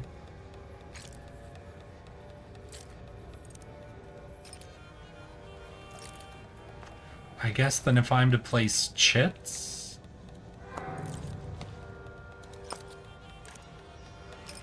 so I could try to lock in both of my boons. But then how does this happen? You get 3 chits per bargain round, which are placed with and recalled with. Bids are hidden until all are spent. Confirming reveals them.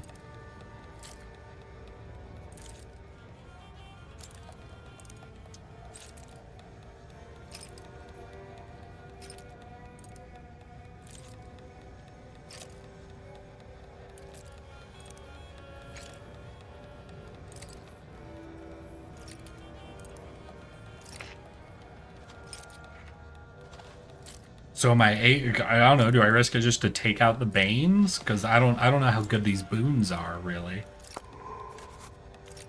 I guess let's see what happens. This is the first of 3 rounds before the bargain takes effect. You have 2 opportunities to tilt the results in your favor. So you've paid 2 to remove the Omen of the Bear, and 1 to remove the Seal of Strength. First of 3, so we get 3 rounds. So there'll be 9 placements in total. I guess here's what we do. I'm gonna place 1 more on the bear. Each ritual is a contract, and any contract can be exploited. In this upcoming room, your familiar can eke out such revelations. Oh, I'm so confused right now how that gambling and the bargaining worked. Your familiars trace the place of oaths. They uncovered want of jurisdiction. A pledge was sworn to a now defunct lieutenant. A Covenant born in solid soil bears no fruit. This strengthens your case. You have gained revelations? I've gained 10 revelations. Revelations are a currency of secrets spent on bargain, boon, bane pacts, and forge rooms to adjust their offerings. Alright, well let's go to a forge room then, since we have 10 revelations. Pact exchange. Wait, exchange one pack for another to change your deck. And that's the boon. So we can either go to the forge or go for a boon, it really seems like. Well, there's a forge here as well, but this one's red. This one's not. Let's go this way. I want a bit of a combat. It's been a hot minute since we've actually played. Ready is the quill that shall thy defeat record. Pity thy name, for 'tis not worth the glitter in our ink. Personal boons. Each Vanguard and Bonded Familiar has a unique and powerful boon. Examine them in the tray above to see how to use their power. Well, problem is I don't know what Sneak does, but we know we have it for anybody with 0 power. So here's another one. Target an owned creature to destroy. Spawn a beast in its place with the original's power plus 2 damage. Okay.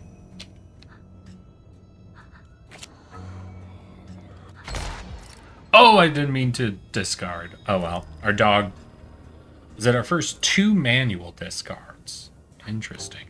Just on resolve, does something unique in the resolve phase. Deals 1 damage to all neighbors when it dies. Oh, and that's on resolve, takes 1 damage. So this is going to take a damage every turn. And then when it dies, it'll deal damage to all of its neighbors. Yikes. Retribution. When this deploys, it hits the enemy neighbors for 3.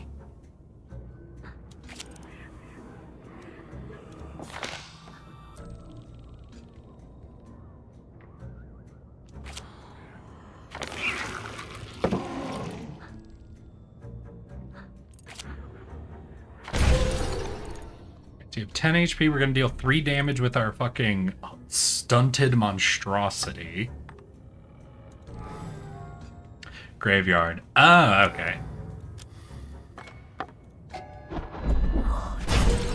Now this dude might get killed this turn depending on what you do. Burn. Deal 1 damage to any creature, and another one for each in its reserve. Ooh. Unresolved cards with the resolve. Okay, gotcha. What's your result? Do you have a resolve? Oh, here we go. Aggression. On resolve, so it's going to gain damage every resolve turn. Ooh.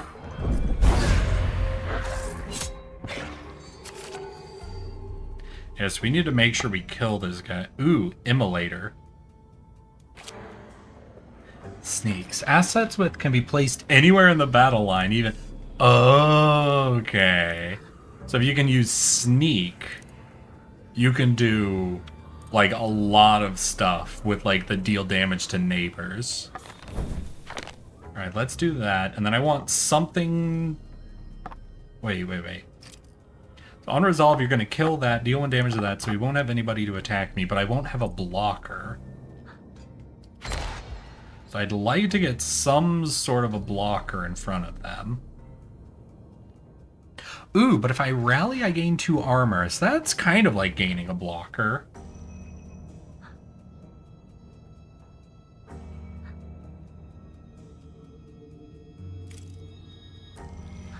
You know what? Yeah, let's just do rally. Owning Eyes, the owner. Yeah, I got you.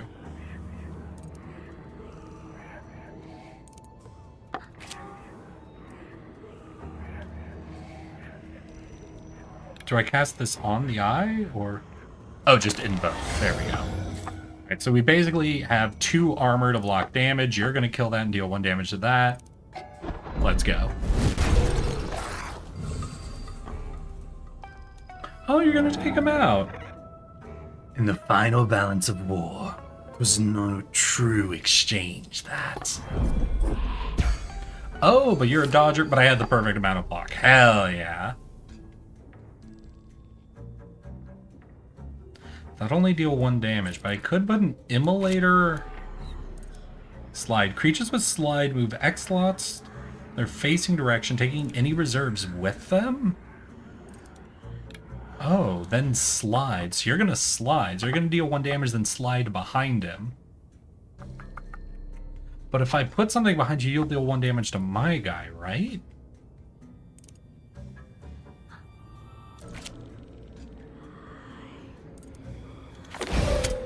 What we're gonna do then, we're gonna gain 2 more armor, so that guy can't hurt us. We'll put a slide here.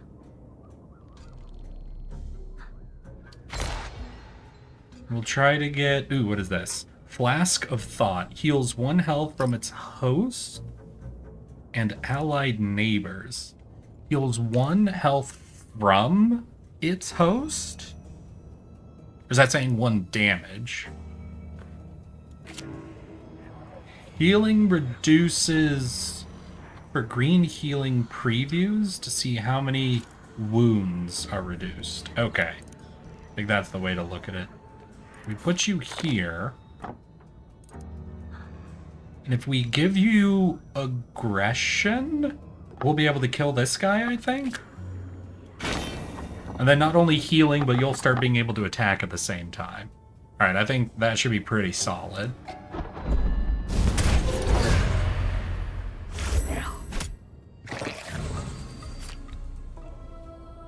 Ejection. Slide a creature to its owner's side. Oh no.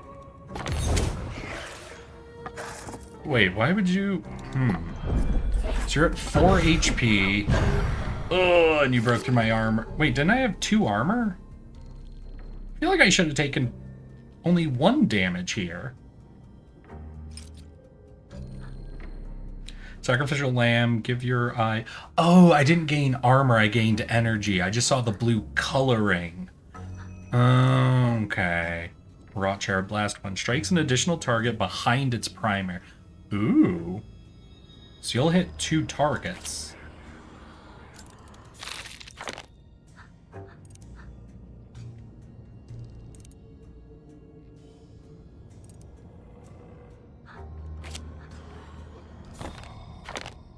Oh wait, but this dude's alive. So this guy will actually heal us 1. So if we're able to prevent damage and try to go like 1 extra round, we can get ourselves maybe back up to 19 HP. Or do you only heal adjacent? Wait, you might only heal adjacent. I'm realizing. Alright, no, this is honestly a little more in-depth than I was expecting. I'm actually getting a little, like, lost in some of the rules. But it's so far being really cool. Fuck.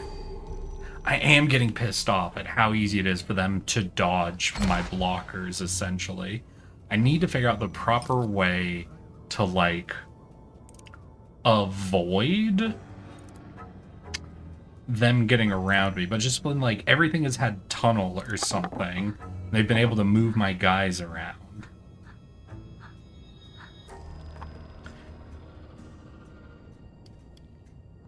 My healer got killed. I mean, I have spark, so, like, I win. Now let's try to look to see if we can't get a healing thing out again. Oh, that was our only one. Damn. Alright.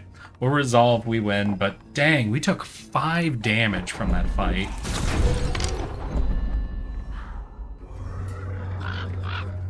The sundry documents as one great pact doth read, in which are myriad smaller tales of woe contained. By guile did mistress did the deceased make her kinsmen sign away their souls unto her, part by part, methinks. This boy is one such. So our mentor has been signing away her own family's souls piece by piece for something?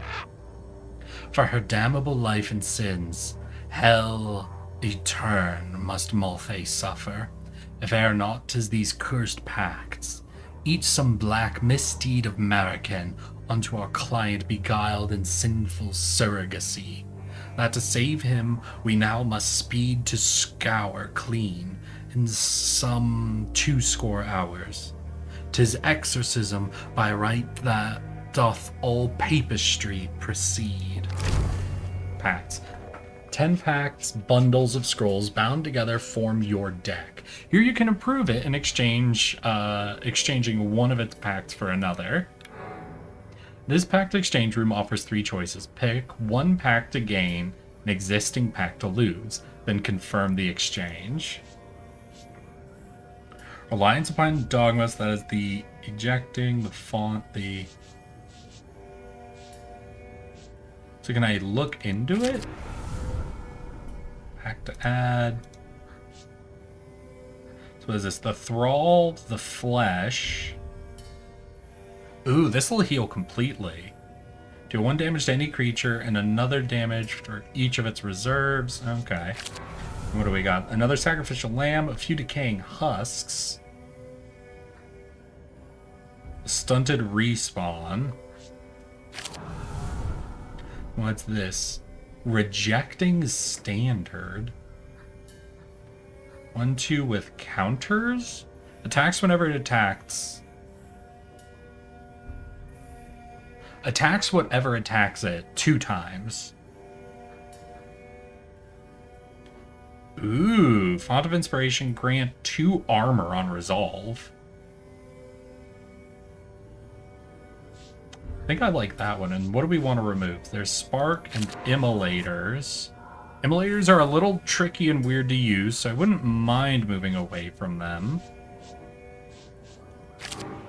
Flask of Thought is our 1 healer, so I think I want to keep the Undirected Zeal. So these are ones with like curses in them, right? So we have a Sacrificial Lamb, a Spark, and a Slow Reaction.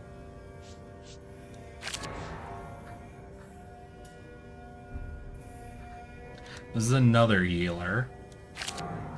Rot Cherubs and the Celestials.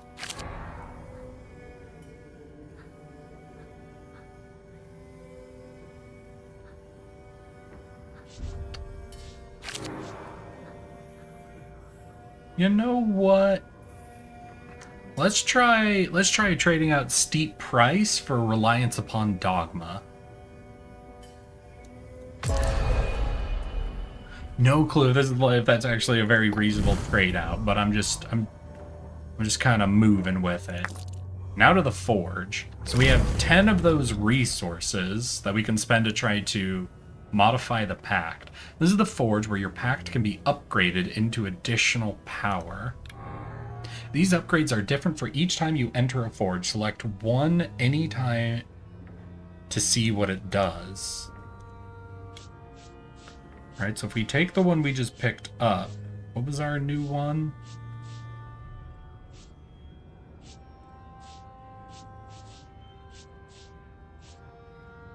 Reliance upon Dogma, for example.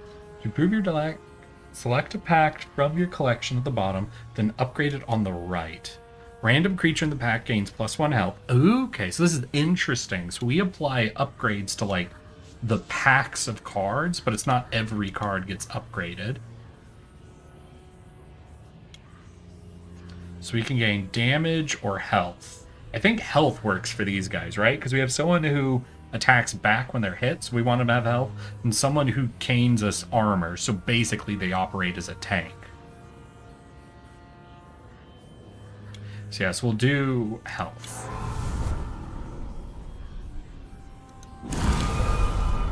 And I went to our tank guy. Okay. Each pack can only sustain 2 changes. Scrolls can only contain so many keywords. Choose carefully. So I could give them both. Interesting. Recovery. The path ahead has a recovery room, which restores 10 health to our avatar eye. Exceeding health granted this way is converted into revelation.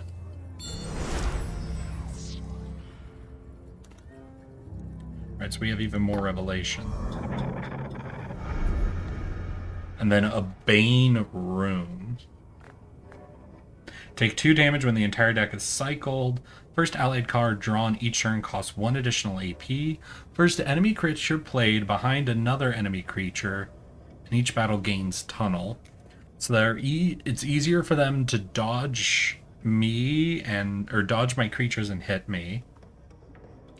It's harder to play some of my cards.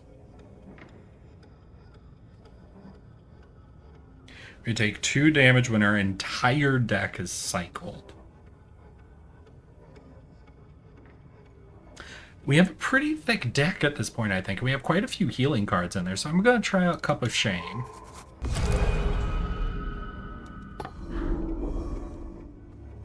So was there a way to avoid a Bane? Yes, those Boon, Pact Exchange, Forge. Yeah, so this side would have not seen a Bane happen. So I do have to keep my eyes out for Banes. Time to fight the boss. Yoke and Shackle. So we got 20 HP. God damn, alright. Font of Inspiration. Definitely want to play that. Do we put an Immolation? That'll deal 1 damage to our guy.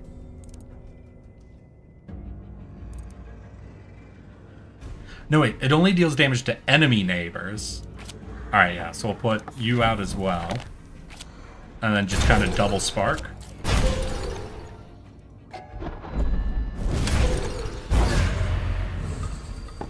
And we want to keep this dude alive as long as possible so we can just get armored up. Keyword counter. Creature with counter, strike back. Yeah, we just learned about that recently.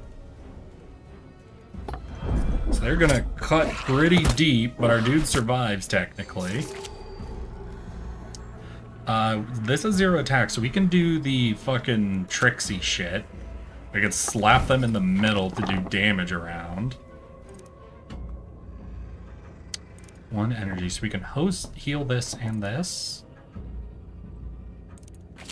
But I think what we're actually gonna do is increase their damage so that they can wipe shit. I think that's how that'll work. Oh no, because she slid. I mean, she dealt 1 extra damage, which is pretty cool, but... So we got a 4 armor. So I think we'll avoid taking any damage. So that dude did a pretty good job tanking for us, but we are in a bit of a situation now. Alright, so how do we best do this? I think we want to drop an Immolator here.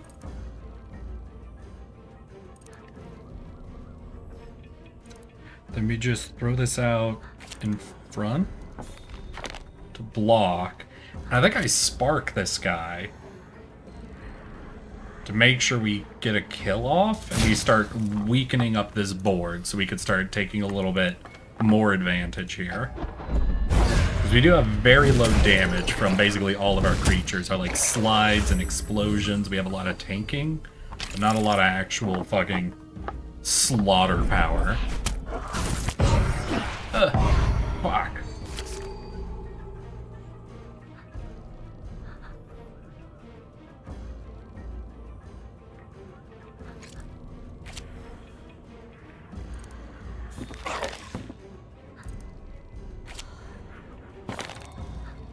Okay, let's go with that.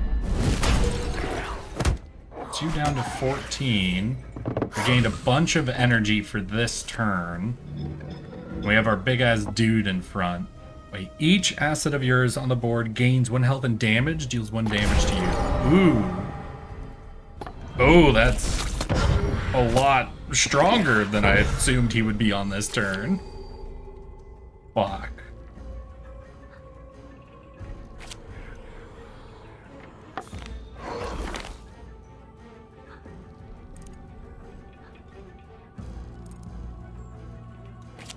Alright, we're gonna stack up these dudes as kind of a suicide bomb / blocker deal, essentially. But I think we're gonna take a lot of damage, honestly, because they've got this person who avoids us. Oh dear God. Homie has me fucking crushed, I think. Holy shit. Oh, I'm at 8 HP.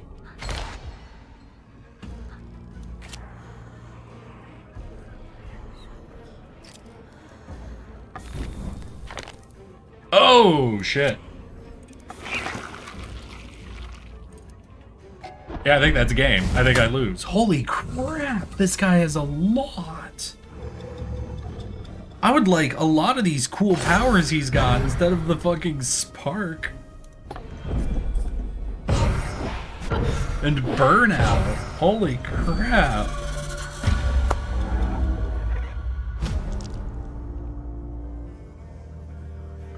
You lose bargain power to continue in place. Lose all progression gained in this ritual, but try again. Quit and return to the main menu.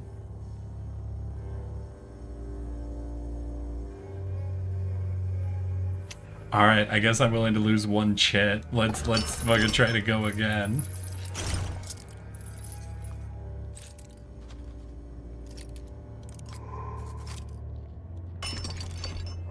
Damn. Yeah, my deck feels fucking uselessly weak compared to this boss. Oh, wait, what? We don't fight him again? Oh,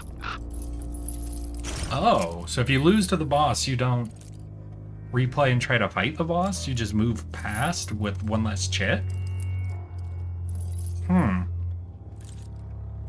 I do not know how I feel about that. That's weird, because I would really like to fight him again. Especially because it feels like I'm very underbalanced to where his strength is.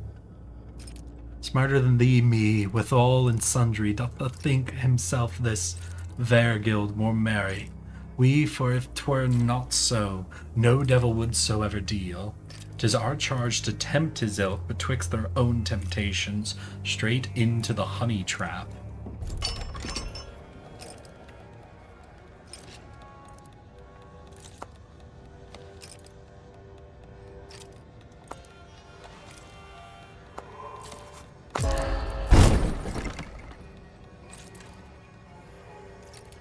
Okay, so what does a tie mean? That's something I'm real curious about.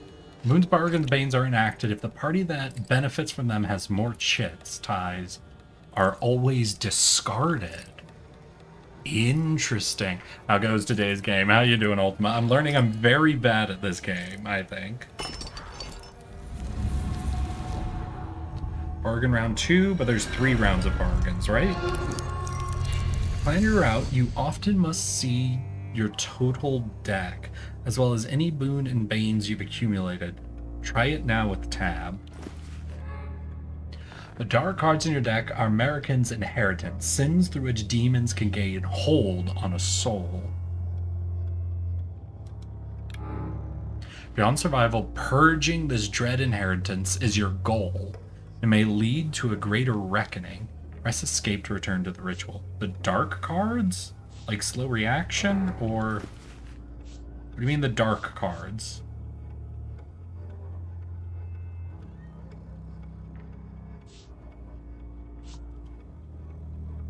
No, what do you mean? Is this dark? Do you mean purple?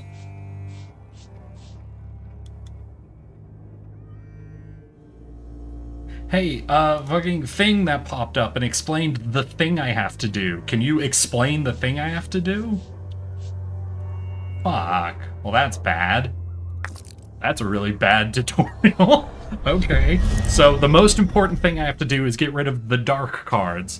Whatever those are. Which doth dispute failed exorcism, a trivial battle. Are these dark cards?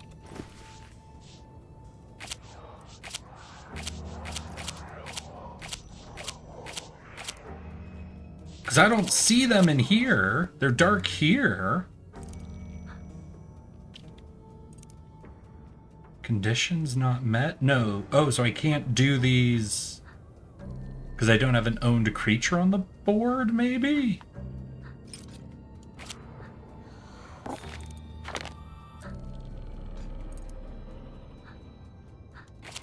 Yeah, okay, so those aren't dark cards. Then I have no fucking clue what they're referring to, and it's very upsetting that that's apparently the main thing you have to do.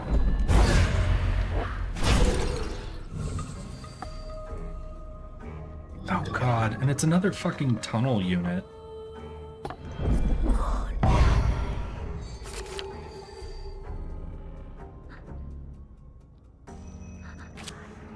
Okay, we'll do a sneak move to put you there. Wait, we only have 2 energy? Or were you at 2 cost? Immolator is at 2 cost. Damn. Okay.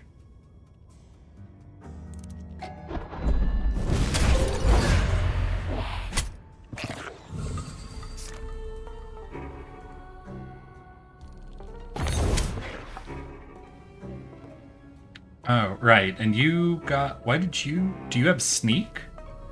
No, you don't have sneak.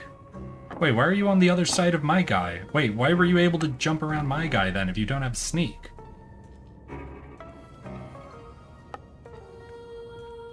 Yeah, you slid a unit, but that moved this? Wait, why do you get to attack me directly?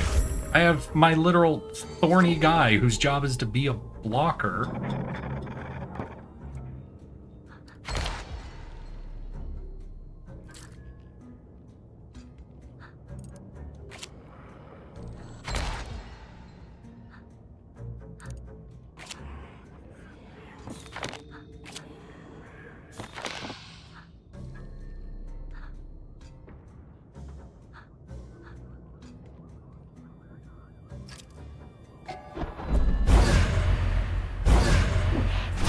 Feel very much like I'm missing something.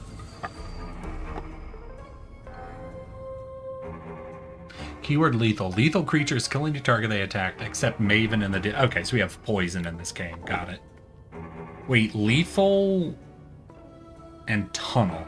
Okay. That's a combination.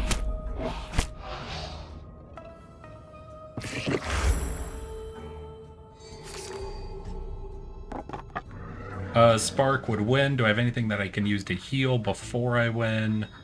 Doesn't look like it, so we'll just spark him.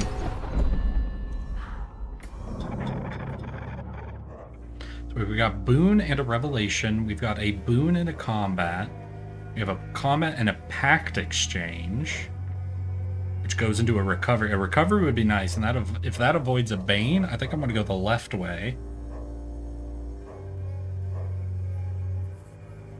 Yeah, I think we're going to go ahead and take this left pact. So would I rather have a pact exchange or another boon? We can get 2 boons. We'll do the pact exchange, and I'll look at getting rid of the hesitations, because those might be the dark cards they were referring to that I need to excise from my deck, but I don't know. Battle begins with 1 allied Immolator in play.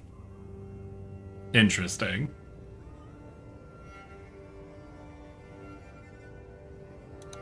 Let's take that. Yay, let's reduce their max health by 1. Let's get multiple of that boon specifically. Let's kill all of our enemies on spawn. Let's do it. I believe in this build. That's our goal. Our goal is reduce enemy max health to 0. That's not referring to the eye, right? That's like the units. Alright, let's do a pact exchange. Oh, there's a battle first. Got it, got it, got it. We've got our Icarish. Celestial is a nice big strong dude, so we'll do that. We'll give him aggression. I could just double spark the eye. No need to save these up. We'll end turn. Hopefully we'll get our healer drawn this time. Try to get ourselves up just a little. But we are going to hit a heal spot relatively quickly. Which heals for like 10.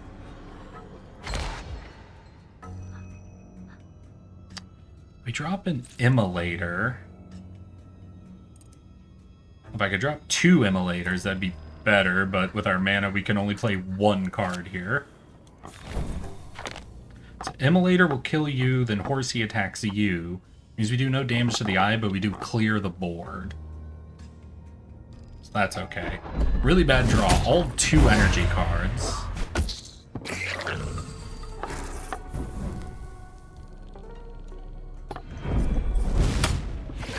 Wait, you can attack from reserve? Can I have this? Oh, that's how you use Immolators. I didn't think they would do resolve effects happen from reserve. I've been using Immolators wrong. Wait, don't you have Tunnel 1? Then you dodge this guy and hit this guy, right? But why are you dealing damage here? Oh, you resolve first? Okay, reserves resolve first. That is literally the opposite of what I wanted. Okay. Eventually I'll learn how this game's resolution order works.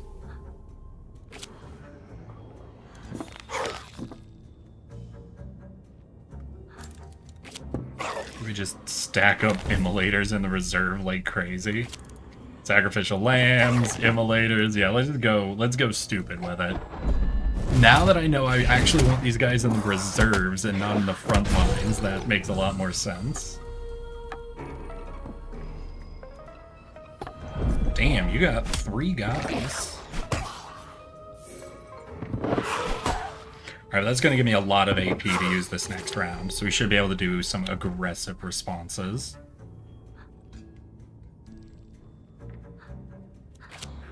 Or not, because we only have Rot Cherubs.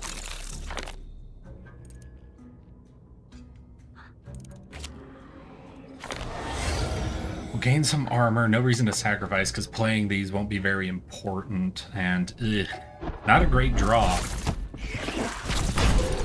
Oh, but these guys hit 2 targets. Blast. Got it, got it, got it.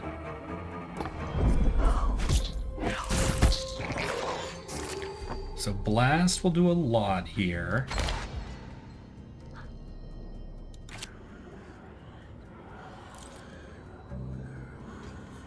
I dropped my Immolator behind. Wait, aren't you gonna hit this guy? Wait, what's happening? You're not striking... Wait, what's happening? Aren't you... These two should be dying. You should be a -1 from this guy. Then you should be a -1 from this guy. What's up? Wait, what's happening?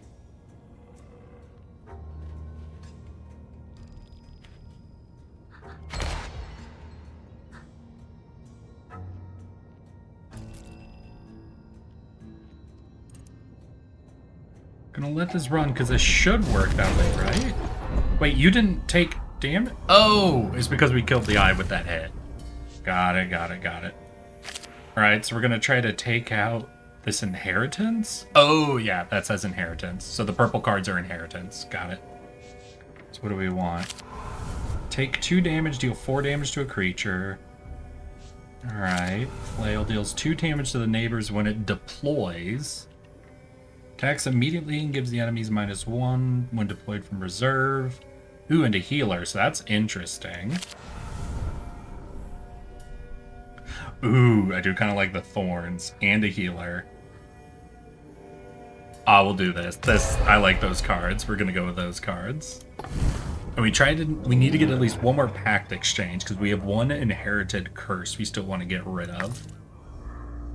So we're gonna hit a recovery here, so as long as we don't go below 10 health, we'll be full up after this fight.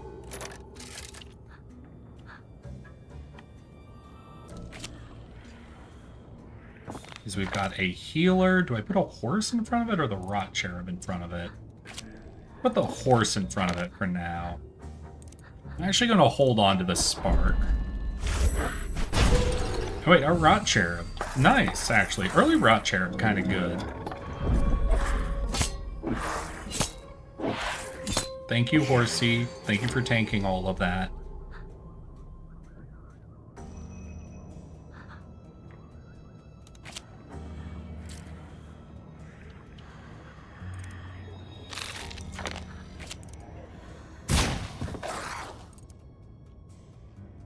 So our Rot Cherub's definitely going to get killed next round, but that'll give us at least 1 more round healing up.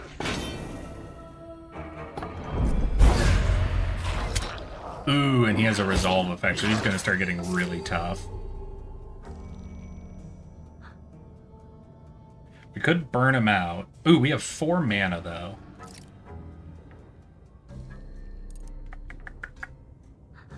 Alright, let's get real goofy with this. We're going to put an Immolator, and in our reserve, we're going to put an Immolator. So we're just gonna be like double popping everything for a couple of turns. And then we might be able to get one of those deploy damage things. Oh wait, if we heal our immolator, that's really nice.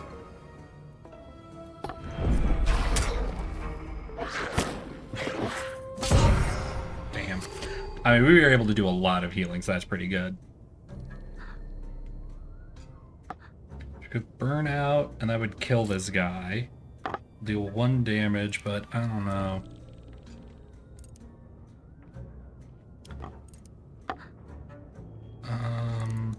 If we do the Rot Cherub, that should deal a damage to this, and then we'll rally to get some armor. Obviously our Rot Cherub will die, but that'll deal 2 damage, bringing this down to 3.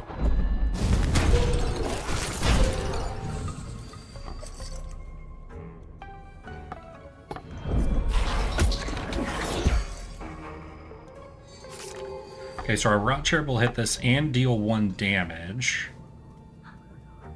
So if we Immolator, that'll kill you, take that up to 2 damage. Do we have any sparks left in our deck? Wait, and if we Retribution, that should be a victory, right? Because your damage will go up by 1? No, the Retribution is a deploy. Fuck, I thought that was the gain 1 damage every turn thing. I was wrong, shit. Yeah, he's going to die here. We're going to take 1 damage, but that'll put us at 15. We only need to deal 1 more damage, so if we get another Immolator and we can put it behind, we can get a stealth kill real easy. No Immolator, but we do get the spark. Perfect. Alright. So we healed from like 13 to 16, went down to 15, so we gained 5 revelations for overhealing by 5. Not bad. Ooh, wait, are we able to get rid of... Remove a random card. What do you think, guys? 33% chance of removing our inheritance?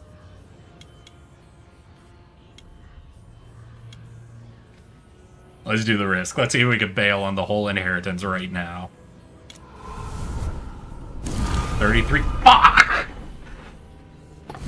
Of all the cards, between the Sacrificial Lamb and the Inheritance, they took out our fucking Spark. Oh, that's bad. That's real bad. I should never go. I don't like that all of the Forge stuff is one of these random cards, you know? Because I think every deck's gonna have like 2 spells, or every scroll's gonna have 2 spells and 2 creatures. So you're never gonna be allowed to really choose how you're upgrading your deck at all. So what? I think we just always avoid forges and go for things like boons? A permanent, consistent upgrade versus a random, inconsistent upgrade. Weird. So what's this? Boss battle, cognitive hazard. Any card played into reserves is stronger. Now is that me and you?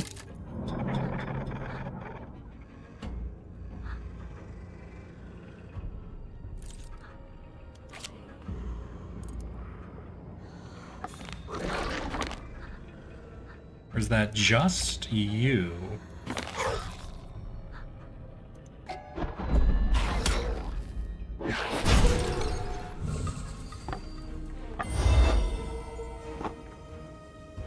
Fervor. Takes 1 damage, the host gains 1 attack and heals all. On death, kills its host? Oh, this is going to kill its host. Okay. So this has health separate from this. So it has 4 turns of doing it, then it'll just kill its host. Okay. And it also heals its host. So you would need to be able to do 3 damage in 1. Oh, I think we do 3 damage this turn. Hell yeah. Okay. So do we slip a flask in the back? No. Here's what we're going to do. We're going to give our sacrificial... When this deploys, it hits enemy neighbors for 3.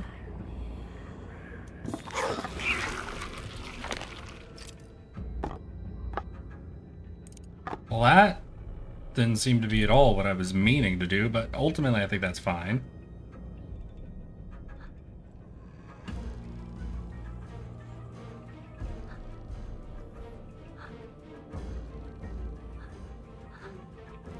Damn, I don't really want to play any of this. This is gonna be a bad turn, yeah. I just didn't have anything I could use. So they're gonna get, like, just a full swing against me, I think. What the fuck? So in one turn, I think he dealt fucking 7 damage. Jesus.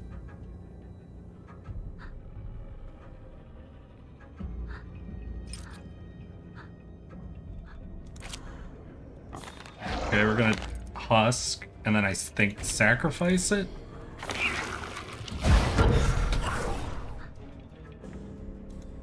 Fuck. Yeah, no, the deck they gave us was shit, and the enemy's deck is fucking insane.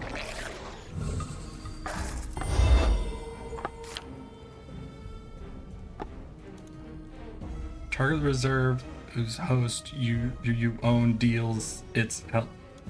Damn! Oh, so you're just gonna deal 4 damage for free to me every fucking turn with Living Bomb. Oh, that's rough. Oh, that's really rough.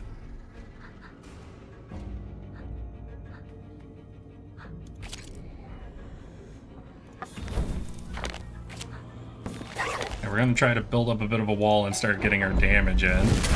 We can start doing some chunks of damage here, but we're aggressively behind. And what? When it deploys, it pulls a creature in front of it into its reserve. So I need to kill this dude.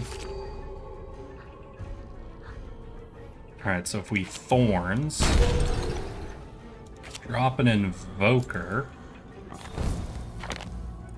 we should kill him, bring our guy down, and deal some solid damage.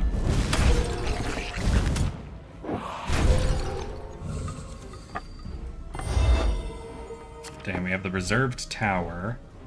Living Bomb again. God! How many Living Bombs does he have? Because literally, if he draws a Living Bomb, then I lose. Well, we have Rally. Rally will be good. We have Flask of Thought. We could do a bit of healing. Invoke. So that'll protect us from 1 Living Bomb. And every turn we can keep our thought alive. We'll be able to do some more healing and try to build up to 1 more Living Bomb resist. Alright, wait. We can burn out, which hits you. We can drop the Rot Cherub in front. And Spark? I think we got him. Wait, did we beat him? Did we beat a demon boss for the first time? Oh, yeah. Unfortunately, we still have one of our inheritances, but still. Oh, and this is the final bargain. 'Twas bargain that damned American, yet as well the instrument of her dread miracles, mine own self included, that she spake not oft unto in her familiars, hath one comfort, if cold. When apace, and to our utmost work we may yet surpass her art, aye, e'en o'erturn her curse.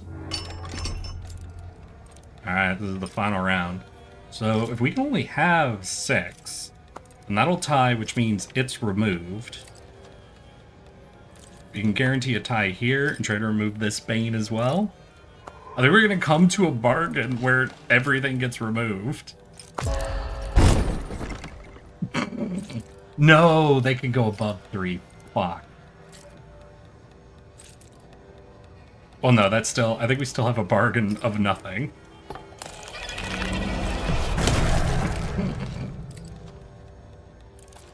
What a glorious contract we have signed. So our permanent effect from beating a demon was nothing. Okay. Alright, y'all. Alright.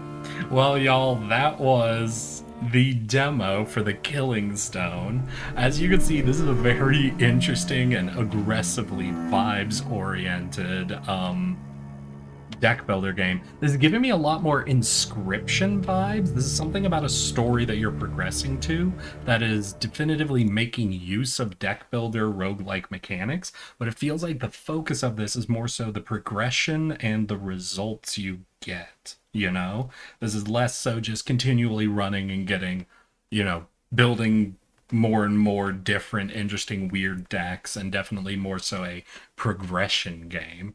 There's some really cool and confusing mechanics, and it took me quite obviously until the end of the demo to realize certain things like, oh, that's what I'm supposed to be using my reserves for. But it seems like this is going to be a game, because of how you just play it all the way through, that might have the longest standing power for like continual discovery in it. I'm definitely going to be checking this game out, and for no other reason, I love forcing you all to hear me read Old or Middle English to you guys, and doing my best to make it make as much sense as possible. No, what was it? I remember as a kid, like I think it was probably like 15 or 16, I was in a showing of The Tempest. That was like a, you know, like a kid's theater thing.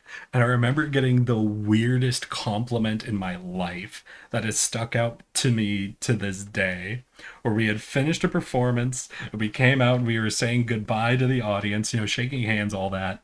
And this old white-haired guy that I didn't know came up to me from the audience and came up and shook my hand and said, "You have terrific Shakespearean comedic timing." And I don't know if I've ever been given a more specific compliment in my life, but it got locked in. So I now know I have something of a knack for Shakespearean comedic timing, which I can only hope means I'm pretty good at trying to make Shakespearean sentences make sense when I read them. So there is something a little fun about having a chance. Lol, that's quite the compliment. I agree. It is quite an interesting compliment to get thrown out to you. It was very funny, very interesting. But yeah, so that is The Killing Stone. That's a game I'll definitely be checking out once this comes out of its demo mode, and I could take a look at the actual game proper. But that's all I had planned for today. I thought that demo would be, I don't know, at least half an hour longer. So that's what I had planned for the game. We could shift over to just chatting if you guys want to, but today seemed like a bit of a quiet Saturday for y'all, so I don't know if that's what you guys are vibing with or what's up, you know? What do you guys want to do? I can call it early, send you guys off to find somebody else who's currently playing through things. We could chat, or if there's anything you guys want me to take a quick look at. I'm going to be going out this evening, so I was planning on a slightly shorter stream, just not quite this short. Any fun happenings as of late? Well, tonight I'm going out to a goth bar, so I ended up picking up some eyeliner to make use of tonight. Maybe I should look up some makeup tutorials, you know? That'd be delightfully fun.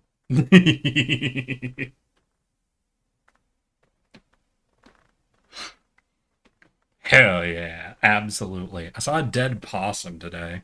I was running down to the store to buy eyeliner because, like, just an hour before stream, a friend of mine was like, "Hey, I'm going to goth bar. You want to come with me?" And I'm like, hell yeah, I need to go get eyeliner. And there was this dead possum. It made me really sad. And I was very confused because the possum was, like, the front half of the possum. And there was no back half of the possum anywhere.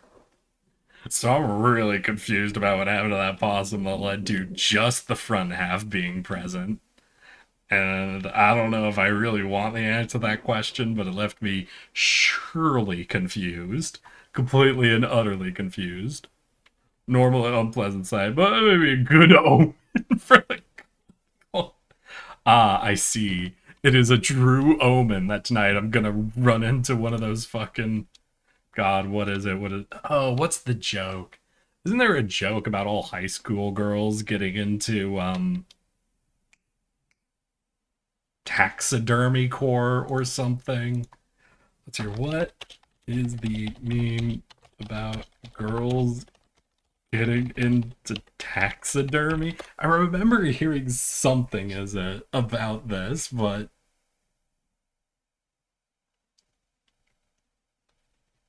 maybe it was just a friend of mine. Maybe it was just an insane friend of mine that many of you know, who said that all girls in high school get into taxidermy. You know, now that I'm thinking about the source I had for this information, I'm realizing it might have just been her. It might have just been her that really wanted to get into taxidermy and was trying to explain it away. Lol. You know, there are some butterflies that eat corpses. I don't know about moths, though. I don't know if there are any moths that eat corpses. Brr. Brr, brr, brr. Moths that eat corpses?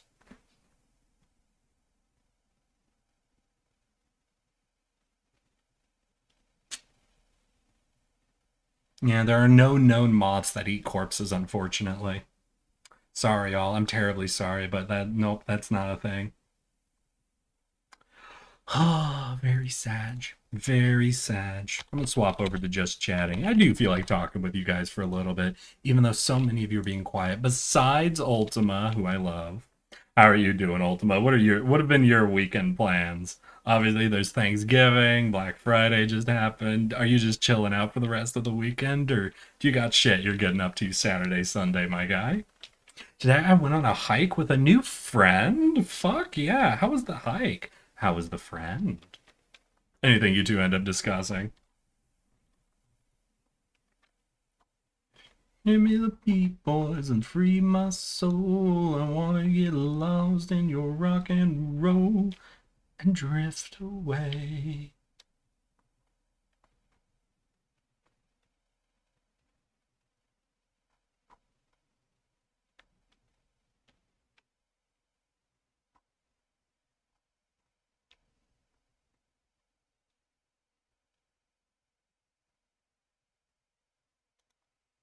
Man, it's been a while since I've done like a hike. I do go on walks like every fucking day, but I haven't been on a real like hike. Oh, I realized what I could show you guys. I finished my first pass for all of the shorts I'm doing, and I know like I'm cheating you guys out of seeing them once they're fully edited through all their multiple passes, but do you guys yeah, there we go. You guys want to see? You guys want to see the editing I've done for the 7 clips I pulled from an old stream?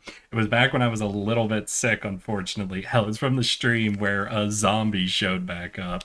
But I can show you guys. I don't mind. This is my main downside of having me as a DM. Is I have no self-control. I will spoil anything if people ask me. If people say they really want to know the lore of something.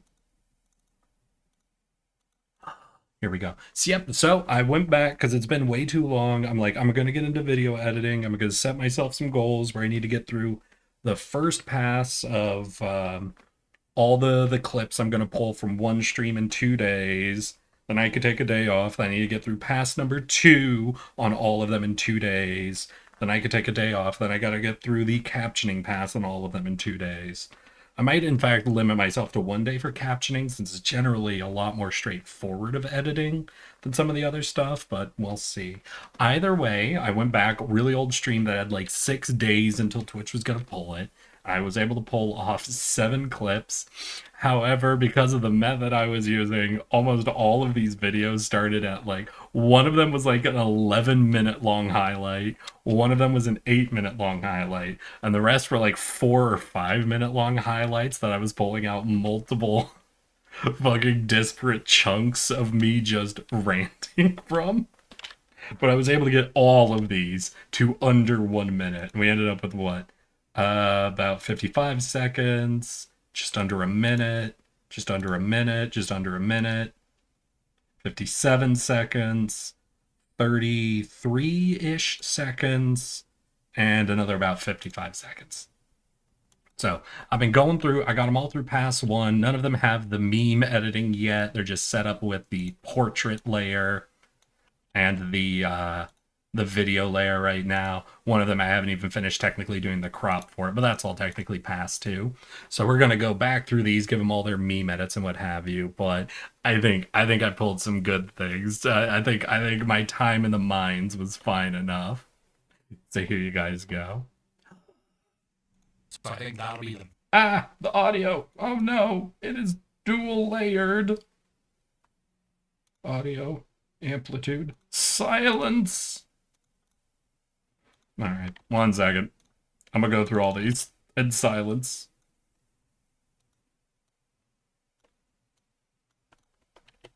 I forgot to do this. I forgot to do this step. Do not hate me. Do not hate me because I'm dumb. Hate me because I'm beautiful. Yeah, we're young. There we go. Here we go.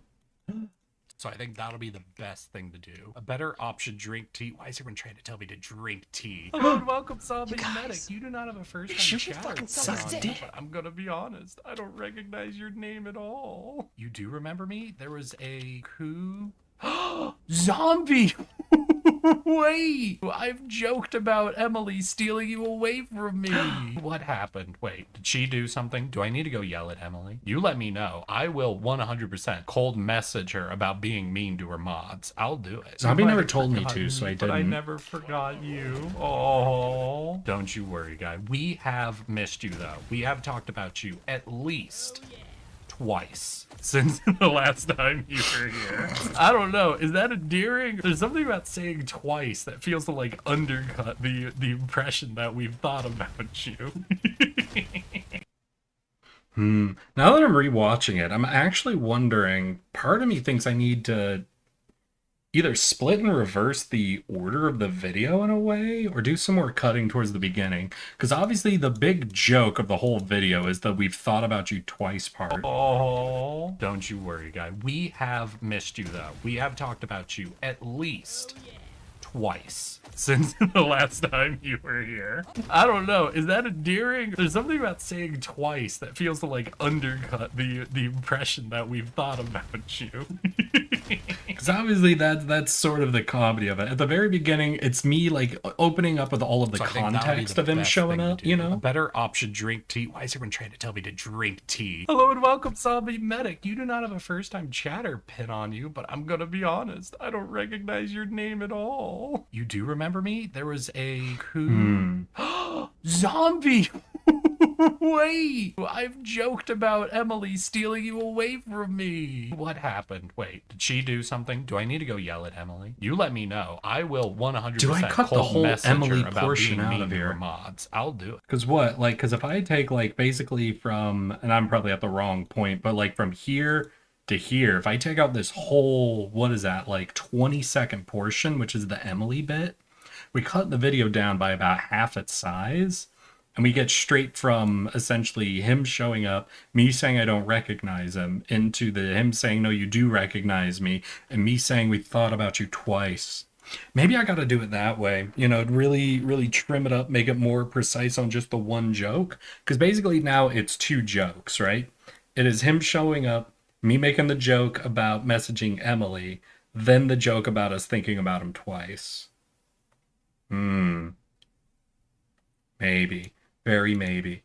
All right, I'm actually going to lock that in the back of my head. I might have to take a second editing pass on that one.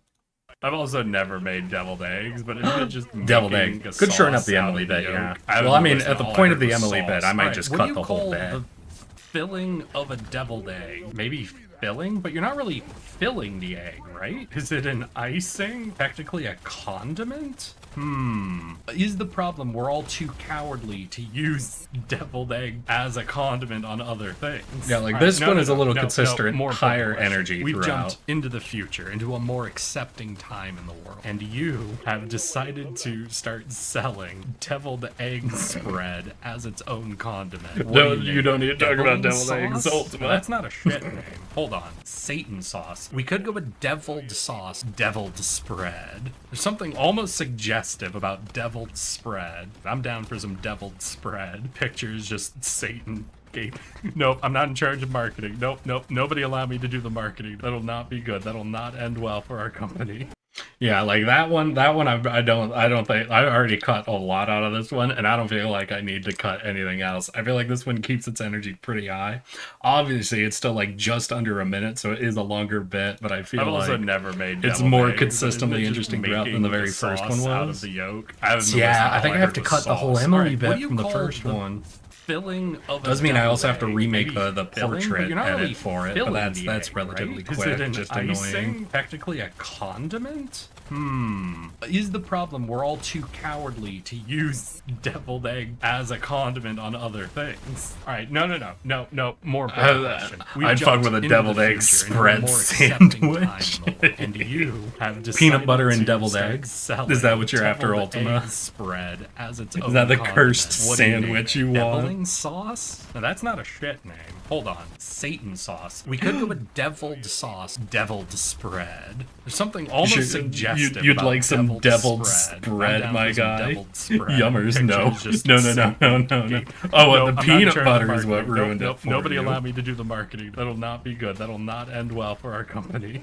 Yeah, I think that one came out well, and I got to re-edit the first one. All right, this is good. Having to re-watch these, knowing that y'all are watching me watch them, I think is making it easier for me to know the number one phrase whenever I'm doing video editing like this that I keep having to come back to is an old writer's thing that's called "kill your darlings," where it's like any artistic endeavor you go on, whether it's writing, video editing, drawing, anything at all, you as the artist are a very biased source. And for me, what happens in videos is you'll notice almost all of my videos have 2 or 3 bits kind of in them. Because I'm taking clips out of my VODs and the way I talk, I tend to make 2 to 3 jokes throughout a joke.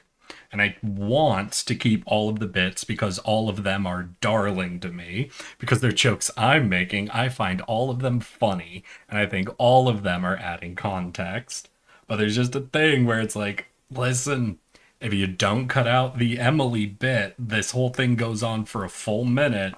And not all of it has the same level of energy, buddy.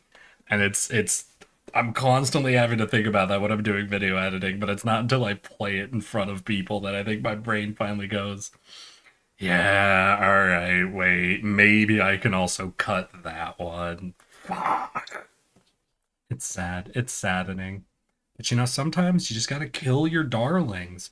You just gotta smother them in their sleep. Pull the cord, get them out there, and start making a profit. I had a 7-Eleven egg salad sandwich that was interesting, so I can genuinely see the appeal. Okay. You don't know this about me. Rip darlings. Kindergarten, elementary school, like first grade, I got in trouble sometimes. I would call everyone just friend or hey you because I had a serious problem remembering people's names. And this persisted until I got into middle school and I learned the word dude and I started saying, hey dude. And it turns out people got a lot less upset with me. It wasn't until I think I started doing like theater shit where you had to learn character names, but that led to a whole I mean, different right problem. here you can see there was the intro. I'm bad with names. I learned the word dude. Now I'm talking about theaters that we're on to basically chapter 2 of the video. Where I'm talking about doing theater and theater giving me a name issue. Where I would just straight up call people their character names. And we do get to add This is chapter 3 where I talk about my friends doing streaming where I have to learn multiple names as well. So you can see kind of, that's how my brain works. My brain does the rule of 3 just passively, I think. I have to refer to them by their chat or stream names around some people and their real names around other people. Leaves me with a very loose and unfortunate relationship with people's titles. Now, I do think the theater thing is relevant. Is it a darling? What do you think, Ultima? Is leaving the theater portion of this in good? Like it's very relevant. It's on topic. It's moving through. I don't know if I need to keep it though. And it would bring us down, I think, aggressively, like below 50 seconds. You don't know this about in kindergarten, elementary school, like first grade, I got in trouble sometimes. I would call everyone just friend or hey you because I had a serious problem remembering people's names. And this persisted until I got into middle school and I learned the word dude and I started saying hey dude. And Calling the darling ish, I feel like it does add context context, though. though. It wasn't until I think I started doing like theater shit where you had to learn character names, but that led to a whole different problem where I would just straight up call people their character names. And we do get to add in most of the people I hang out with or know do some level of I'm also streaming realizing I think or it's hang only out a with 5-second chat. I have to portion that I refer to even them committed by to. their chat or stream names around some people and their real names Maybe around other 10 people seconds at leaves me most, but with a yeah, it's not very like the whole loose 20-second and chunk like the unfortunate Emily bit relationship takes. with people's titles.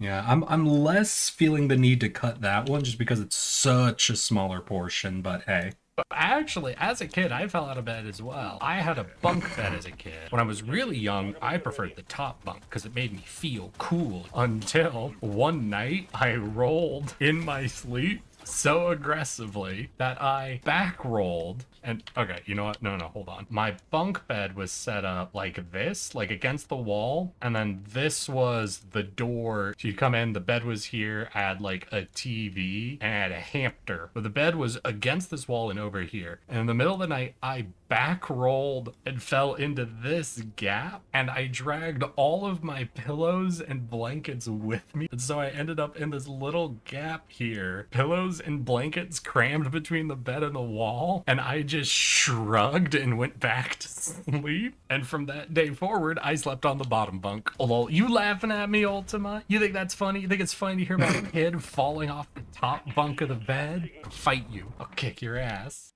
Yeah, Ultima, you're one of my darlings. I need you to know. This entire last 10-second portion is just me yelling at you, and I thought that was so funny I included it. I hope you appreciate that. There's obviously this hyper-edited Feel section cool here. Until one night, I rolled in my sleep so aggressively that I back rolled. And okay, you know what? No, hold on. So wait, what if I just took the context setup? Kid, I fell out of bed as well. I had a bunk bed as a kid. When I was So if I said I had a bunk bed as a kid, and then it jumped into the... No, wait 1 second. And okay, you know what? No, hold on. My bunk bed was set up like this, like against the wall. Yeah, honestly, I think I gotta do that. I think I should just cut all of that. God damn. All right. Thank you, y'all, for letting me play this for you. I appreciate that. All right, yeah, I'm sorry. I'm gonna do that edit right now, honestly. Hell, we'll go back. We might cut the Emily thing as well, but there's something just rewatching this. You know, That I just realized that's a pretty convenient cut, honestly. So where was it? well, I had a bunk bed as a kid. Yes, it'll be basically from there to there. Let's zoom in. Let's get that lined up right where it should be. Get this lined up right where it should be. Delete that. Apply. We'll take a listen. We'll see how that actually sounds. That brings us down to like, as a kid, what, I under fell out of bed 50 as well. seconds, I which had is a nice. bunk bed as a kid. And okay, you know what? No, hold on. My bunk bed was set up like this, like against the wall, and then this. Yeah, no, was that's, the you know what, that's door. You come immediately in, the bed smoother. was I love here. it. And because of how much time it saves, it means I get to keep the Ultima portion. Thank you, Ultima. We have saved your section definitively on that short. That's really good. That's really nice. I should do all of my video editing on stream. What the fuck have I been doing? One of the most used methods to make changes. Have you to guys invest is watch to me as I boil get them. more and more uncomfortable? You know, when it comes to the methodology to find out if something is a witch or a changeling, it really feels like the idea that they weren't wasn't Hi, really considered. 'Cause wasn't one of the Darness. ways How to you figure out doing, if my someone's a guy? We witch to finished tie up them to the a rock game and we throw were them in the demoing river, today. and if they So didn't we've hopped drown, over and we're they just were looking at a quick witch. video Homie, editing you thing realize before what I the other let side of this everybody equation go. is, right? You know, Showing anybody off at the some time shorts trying I've been to apply working the on. scientific method probably didn't Having people super help me engage kill with my proving darlings. something's a witch. But yeah, with the witch trials in the Middle Ages, when the actual inquisitors were around, they were always thrown out due to lack of evidence. How many trials without evidence do you think you have to go through as an actual inquisitor, or you'd have to just at one point go, you know? Well, I don't want to speak out of turn here, everybody, but I think in the last 10 years, I haven't encountered actually a single witch. No, I'm being ridiculous. I'll give this another One of listen. those I was used talking with methods to make Darness too changes much. to invest is to boil them. You know, when it comes to the methodology to find out if something is a witch or a changeling, it really feels like the idea that they weren't wasn't really considered. Because wasn't one of the ways to figure out if someone was a witch to tie them to a rock and throw them in the river? And if they didn't drown, they Playing were a 8 witch? Sex Legends. Homie, God you realize damn, what the other side of Darness. this equation is, right? You know, anybody at the time trying to apply the scientific method probably didn't super engage with the proving something's a witch. But yeah, with the witch trials in the Middle Ages, when the actual inquisitors were around, they were always thrown out. I due to think lack it's fine. You know, I think it's pretty middling energy, honestly. But like, I think it's fine. Plus, it adds context to a different short. So I got to make sure I release these 2 shorts in order. I think this is the right one. There's one where I'm talking to Queenie, and I make the joke about throwing someone in the river. I One don't second. lay down and fall asleep to your sweet, deep succulent. No, that's the mods one, so it's the one right after it. Perfect. Queenie, you are painting a wild picture for me, somebody with Where zero is medical Queenie? training. She hasn't been on None any of of your the streams conditions in a make while. sense to me. Tylenol, ibuprofen, and aspirin are all equally ineffective. It gets worse when you lay down. You're mildly anemic, and it's a chronic headache. Hey, Queenie, I really hate to break it to you. I think you might got ghosts in your blood. You might be under the effects of a witch's curse. The best cure I know of is we tie you to a rock and throw you in a river. And if you're able to crawl out of that without drowning, that means it was definitely a witch's curse. All right, I like that one. I think no further cuts needed on that one. This is the last one. This is me making jokes about my mods, I think. I don't lay down and fall asleep to your sweet, deep, That was succulent Nesco. tones. I want to watch and mod. Come on, take a load on. Listen, you mod for too many people. I barely need moderation. The only job any of my moderators ever have is dealing with fucking mod. And the auto mod system takes care of that half the time. That's anyway. you, If the Ultima. time I got hacked on Discord is any sign at all, nobody who watches me would legitimately fall for an AI bot trying to sell them something. They would instead use the opportunity to try to convince me Yeah. that I now owe them what the That was fuck your weekend, by the way, scam darn tried ass. to do. To be fair, it is a relief to learn that none of you would fall for that shit or think I would actually be trying to do some sort of crypto scam. But I want to be here. Air Bear. As well. Hell yeah. You do turkey day? You go out shopping and all? I don't know why. I don't know why I decided on this one to like take the whole moderator joke, let fucking Hallfrost get in the last word, and just listen to my Crypto scam. reaction. But I want to be here. Air Bear. I don't know why I kept this. This is definitely a darling moment, but I kind of love it. No. It's like one of those like fucking cuts right as someone starts to scream or something, you know? No.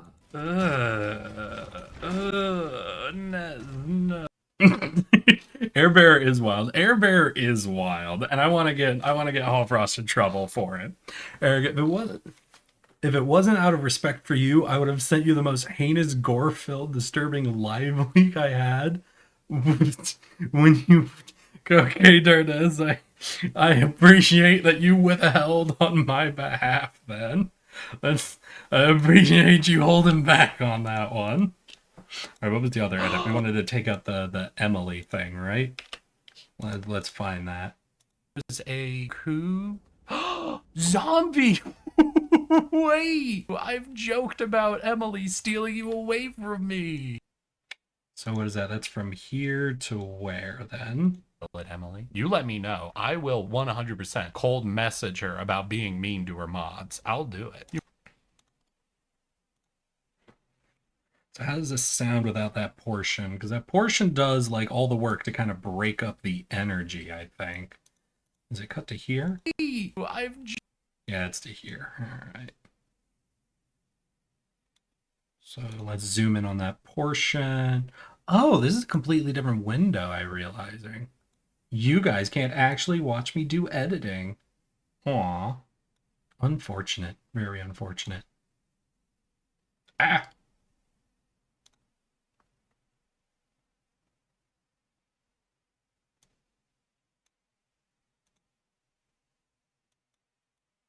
Get that right up to the line, right up to the line. Delete, apply. We'll see how that sounds overall.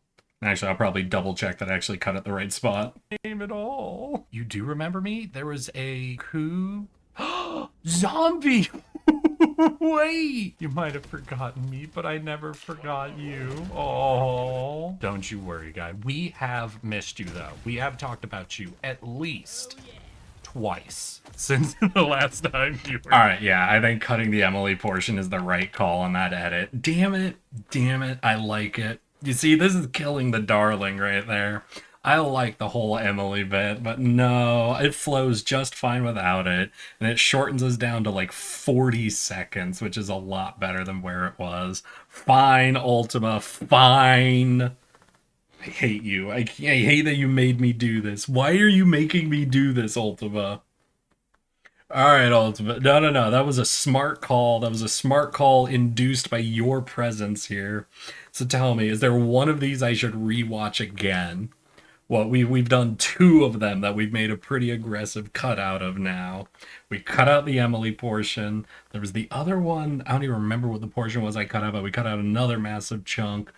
We watched through all of them, but Ultima, you're giving me the right inspiration at the moment. So is there one of these we should rewatch one more time to see if there's any darlings we have to kill? The one after this. All right. I've also never made deviled eggs, but isn't the deviled egg one? This is one I already know I've been pretty aggressive with. I've also never made deviled eggs, but isn't it just making a sauce out of the yolk? I haven't been listening. All I heard was sauce. All right, what do you call the filling of a deviled egg? Maybe filling, but you're not really filling the egg, right? Is it an icing? Technically a condiment? Is the problem we're all too cowardly to use deviled egg as a condiment on other things? All right, no. More important question. We've jumped into the future, into a more accepting time in the world, and you have decided to start selling deviled egg spread as its own condiment. What do you name it? Deviling sauce? Now that's not a shit name. Hold on. Satan sauce. We could go with deviled sauce, deviled spread. There's something almost suggestive about deviled spread. I'm down for some deviled spread. Pictures just Satan gaping. Nope, I'm not in charge of marketing. Nope. Nobody allow me to do the marketing. That'll not be good. That'll not end well for our company. Yeah, I feel like I don't know if there's really any, like, there's definitely multiple chapters we could see here. There's the introduction, the talking about deviled eggs, but I don't think it goes too long. You think that very start? You think the setup could be shortened? I've also never made deviled eggs, but isn't it just making a sauce out of the yolk? So we need that. We absolutely need that. That is me setting up. We're talking about deviled eggs. Specifically, we're talking about the sauce, quote unquote. I haven't been listening. All I heard was sauce. All right, what do you call the filling of a deviled egg? All right, so that's where we get into the actual question. Now, there is one portion, obviously, I'm including here. And the reason is someone in chat, and I like being able to throw chat up when I can, asked the question or said something that I think is funny. So this is definitely a darling. This is a joke I like, which is being able to throw up on chat. Like literally someone saying, I wasn't listening. All I heard was sauce. I don't think that takes up a lot of time. That's what, 3 seconds? I haven't been listening. All I heard was sauce. All right, what do you... Yeah, then we get to the question. So I think up to this is all an easy key. A deviled egg. Maybe filling, but you're not really filling the egg, right? Oh, so you think start from no context and let it fill in. All right. I'm willing to listen. So I think right here is skipping all of my setup context and just going straight from the chat comment. I haven't been listening. All I heard was sauce. All right. What do you call the filling of a deviled egg? Maybe filling, but you're not really filling the egg, right? Is it an icing? Technically a condiment? Is the problem we're all too cowardly to use deviled egg as a condiment on other things? How much time? That clips out what? 4 seconds? Like 4.5 seconds if I do the cut there? I don't know. I really feel like I want to keep specifically the chat comment just because it is such a short thing, but I think it's a really good this is the fucking energy of my chat moment, you know, of I wasn't listening but I heard sauce, which I just find delightful. We could do that cut. It's not really saving much time, but does it? But I guess the very beginning energy is important. So what is this beginning energy at where I am starting? I've also never made deviled eggs, but isn't it just making a sauce out of the yolk? I haven't been listening. All I heard was sauce. And the energy starting from that. I haven't been listening. All I heard was sauce. You know, I think that might be right. I think starting there is a little confusing, but I think it might have the right energy of someone who has just hit the short going, wait, what the fuck is this guy talking about? Because obviously here I'm giving the entire intro. This whole video is going to be about deviled eggs. Starting there is a bit of a, wait, what? What's he talking about? But then we almost immediately get into the question, right? I haven't been listening. All I heard was sauce. All right, what do you call the filling of a deviled egg? Maybe filling? Yeah, so we do get it right away what it will be. Starts with a little bit of a confusing moment, but I don't think that's the type of confusing that's the automatic scroll away, right? All right, we could do the cut there. All right, Ultima. I'll give you some fucking editing permissions, I guess. This is right. I haven't been listening. All I heard was it was Chimmy Joe too. Sorry, it was just when I did the zoom in to do the edit cut, I got to see who it was who said it. Hi, Chimmy Joe. We miss you.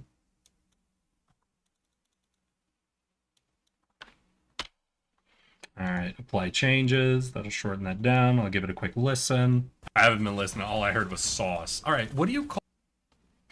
All I heard was sauce. God, I almost wish I had a little bit more of a gap in there. Like 1 second more of silence, essentially, right after the fucking, I wasn't listening, all I heard was sauce. I haven't been listening, all I heard was sauce. All right, what do you call the filling of a deviled egg? Maybe filling, but you're not really filling the egg, right? Is it an icing? Technically a condiment? Is the problem we're all too cowardly to use? Yeah, all right. I think that's a little higher energy. That clips along a little quicker. Fine, Ultima. I'll save the edit. There you go. All right, so 3 cuts we made. I'm gonna have to go back and resave, do reportraits, but you know what? I think it's good. It's good the amount of time we cut out of those 3 videos. Asshole. Fucking smothering my children in their sleep. Do you know how much work goes into me taking 10 minutes of a stream as a highlight and trimming it down to 1 minute as is? I'm very willing to kill my darlings, Ultimate. You could look at this fucking video. You see we're at 55 seconds of what was an 8-minute bit? And I trimmed it down to under 1 minute. Do you know how many of my darlings I had to kill to get here? Many to get to this level. It's just every darling you kill makes you more and more reluctant to take out the next one, unfortunately. But alright, that's good. Make sure everything's saved. And thank you for your assist. I do appreciate that. All right, y'all. All right. I think I burnt up enough time and extracted enough value out of y'all. I hope you all had a good fucking stream. I hope you all had fun, and you have a great rest of your fucking weekends. I need to go and get ready to go out to a fucking goth club, so I hope you'll excuse me to go stab my eyes with an eyeliner. I'll make sure to let you guys know how it goes tomorrow. Tomorrow we will not be streaming, both because it's Sunday when I don't stream, and because now that I've finished up my editing of Pass 1 and all those shorts, I'm going to have to go through and I'm going to start the level 2 before Ultima starts DMing me about more things I need to cut out of my shorts. And that should mean by the time we're on like next Wednesday, I think, I should have all of these posted up and ready to go. And then I'll immediately start on breaking down the next stream after that and getting up more bits so I can have a better content creation pipeline going. So all of y'all will not starve for content in the way that it has been. And maybe I could see a little bit of growth in my YouTube numbers again. It's my fault. It's not any of your faults. Don't worry. But for now, I want to wish you all a good evening, good night, good rest of your fucking weekends. I hope to see you all just as soon as possible. And remember, I love you all. So for today, here is our raid target. Here is our... You know what? Fuck it. Let's go. Let's go goofy with it. Boop, boop. Purdy. Raid. Boop, boop. Bring out Kindred's own artwork against him. Hey, Kinraid. Exactly, Ultima. Exactly. So here's our raid target. Here is our raid message. I'll see you all as soon as possible. Remember, I love you all. And let's be ready to raid in 5, 4, 3, 2. Let's go, girl.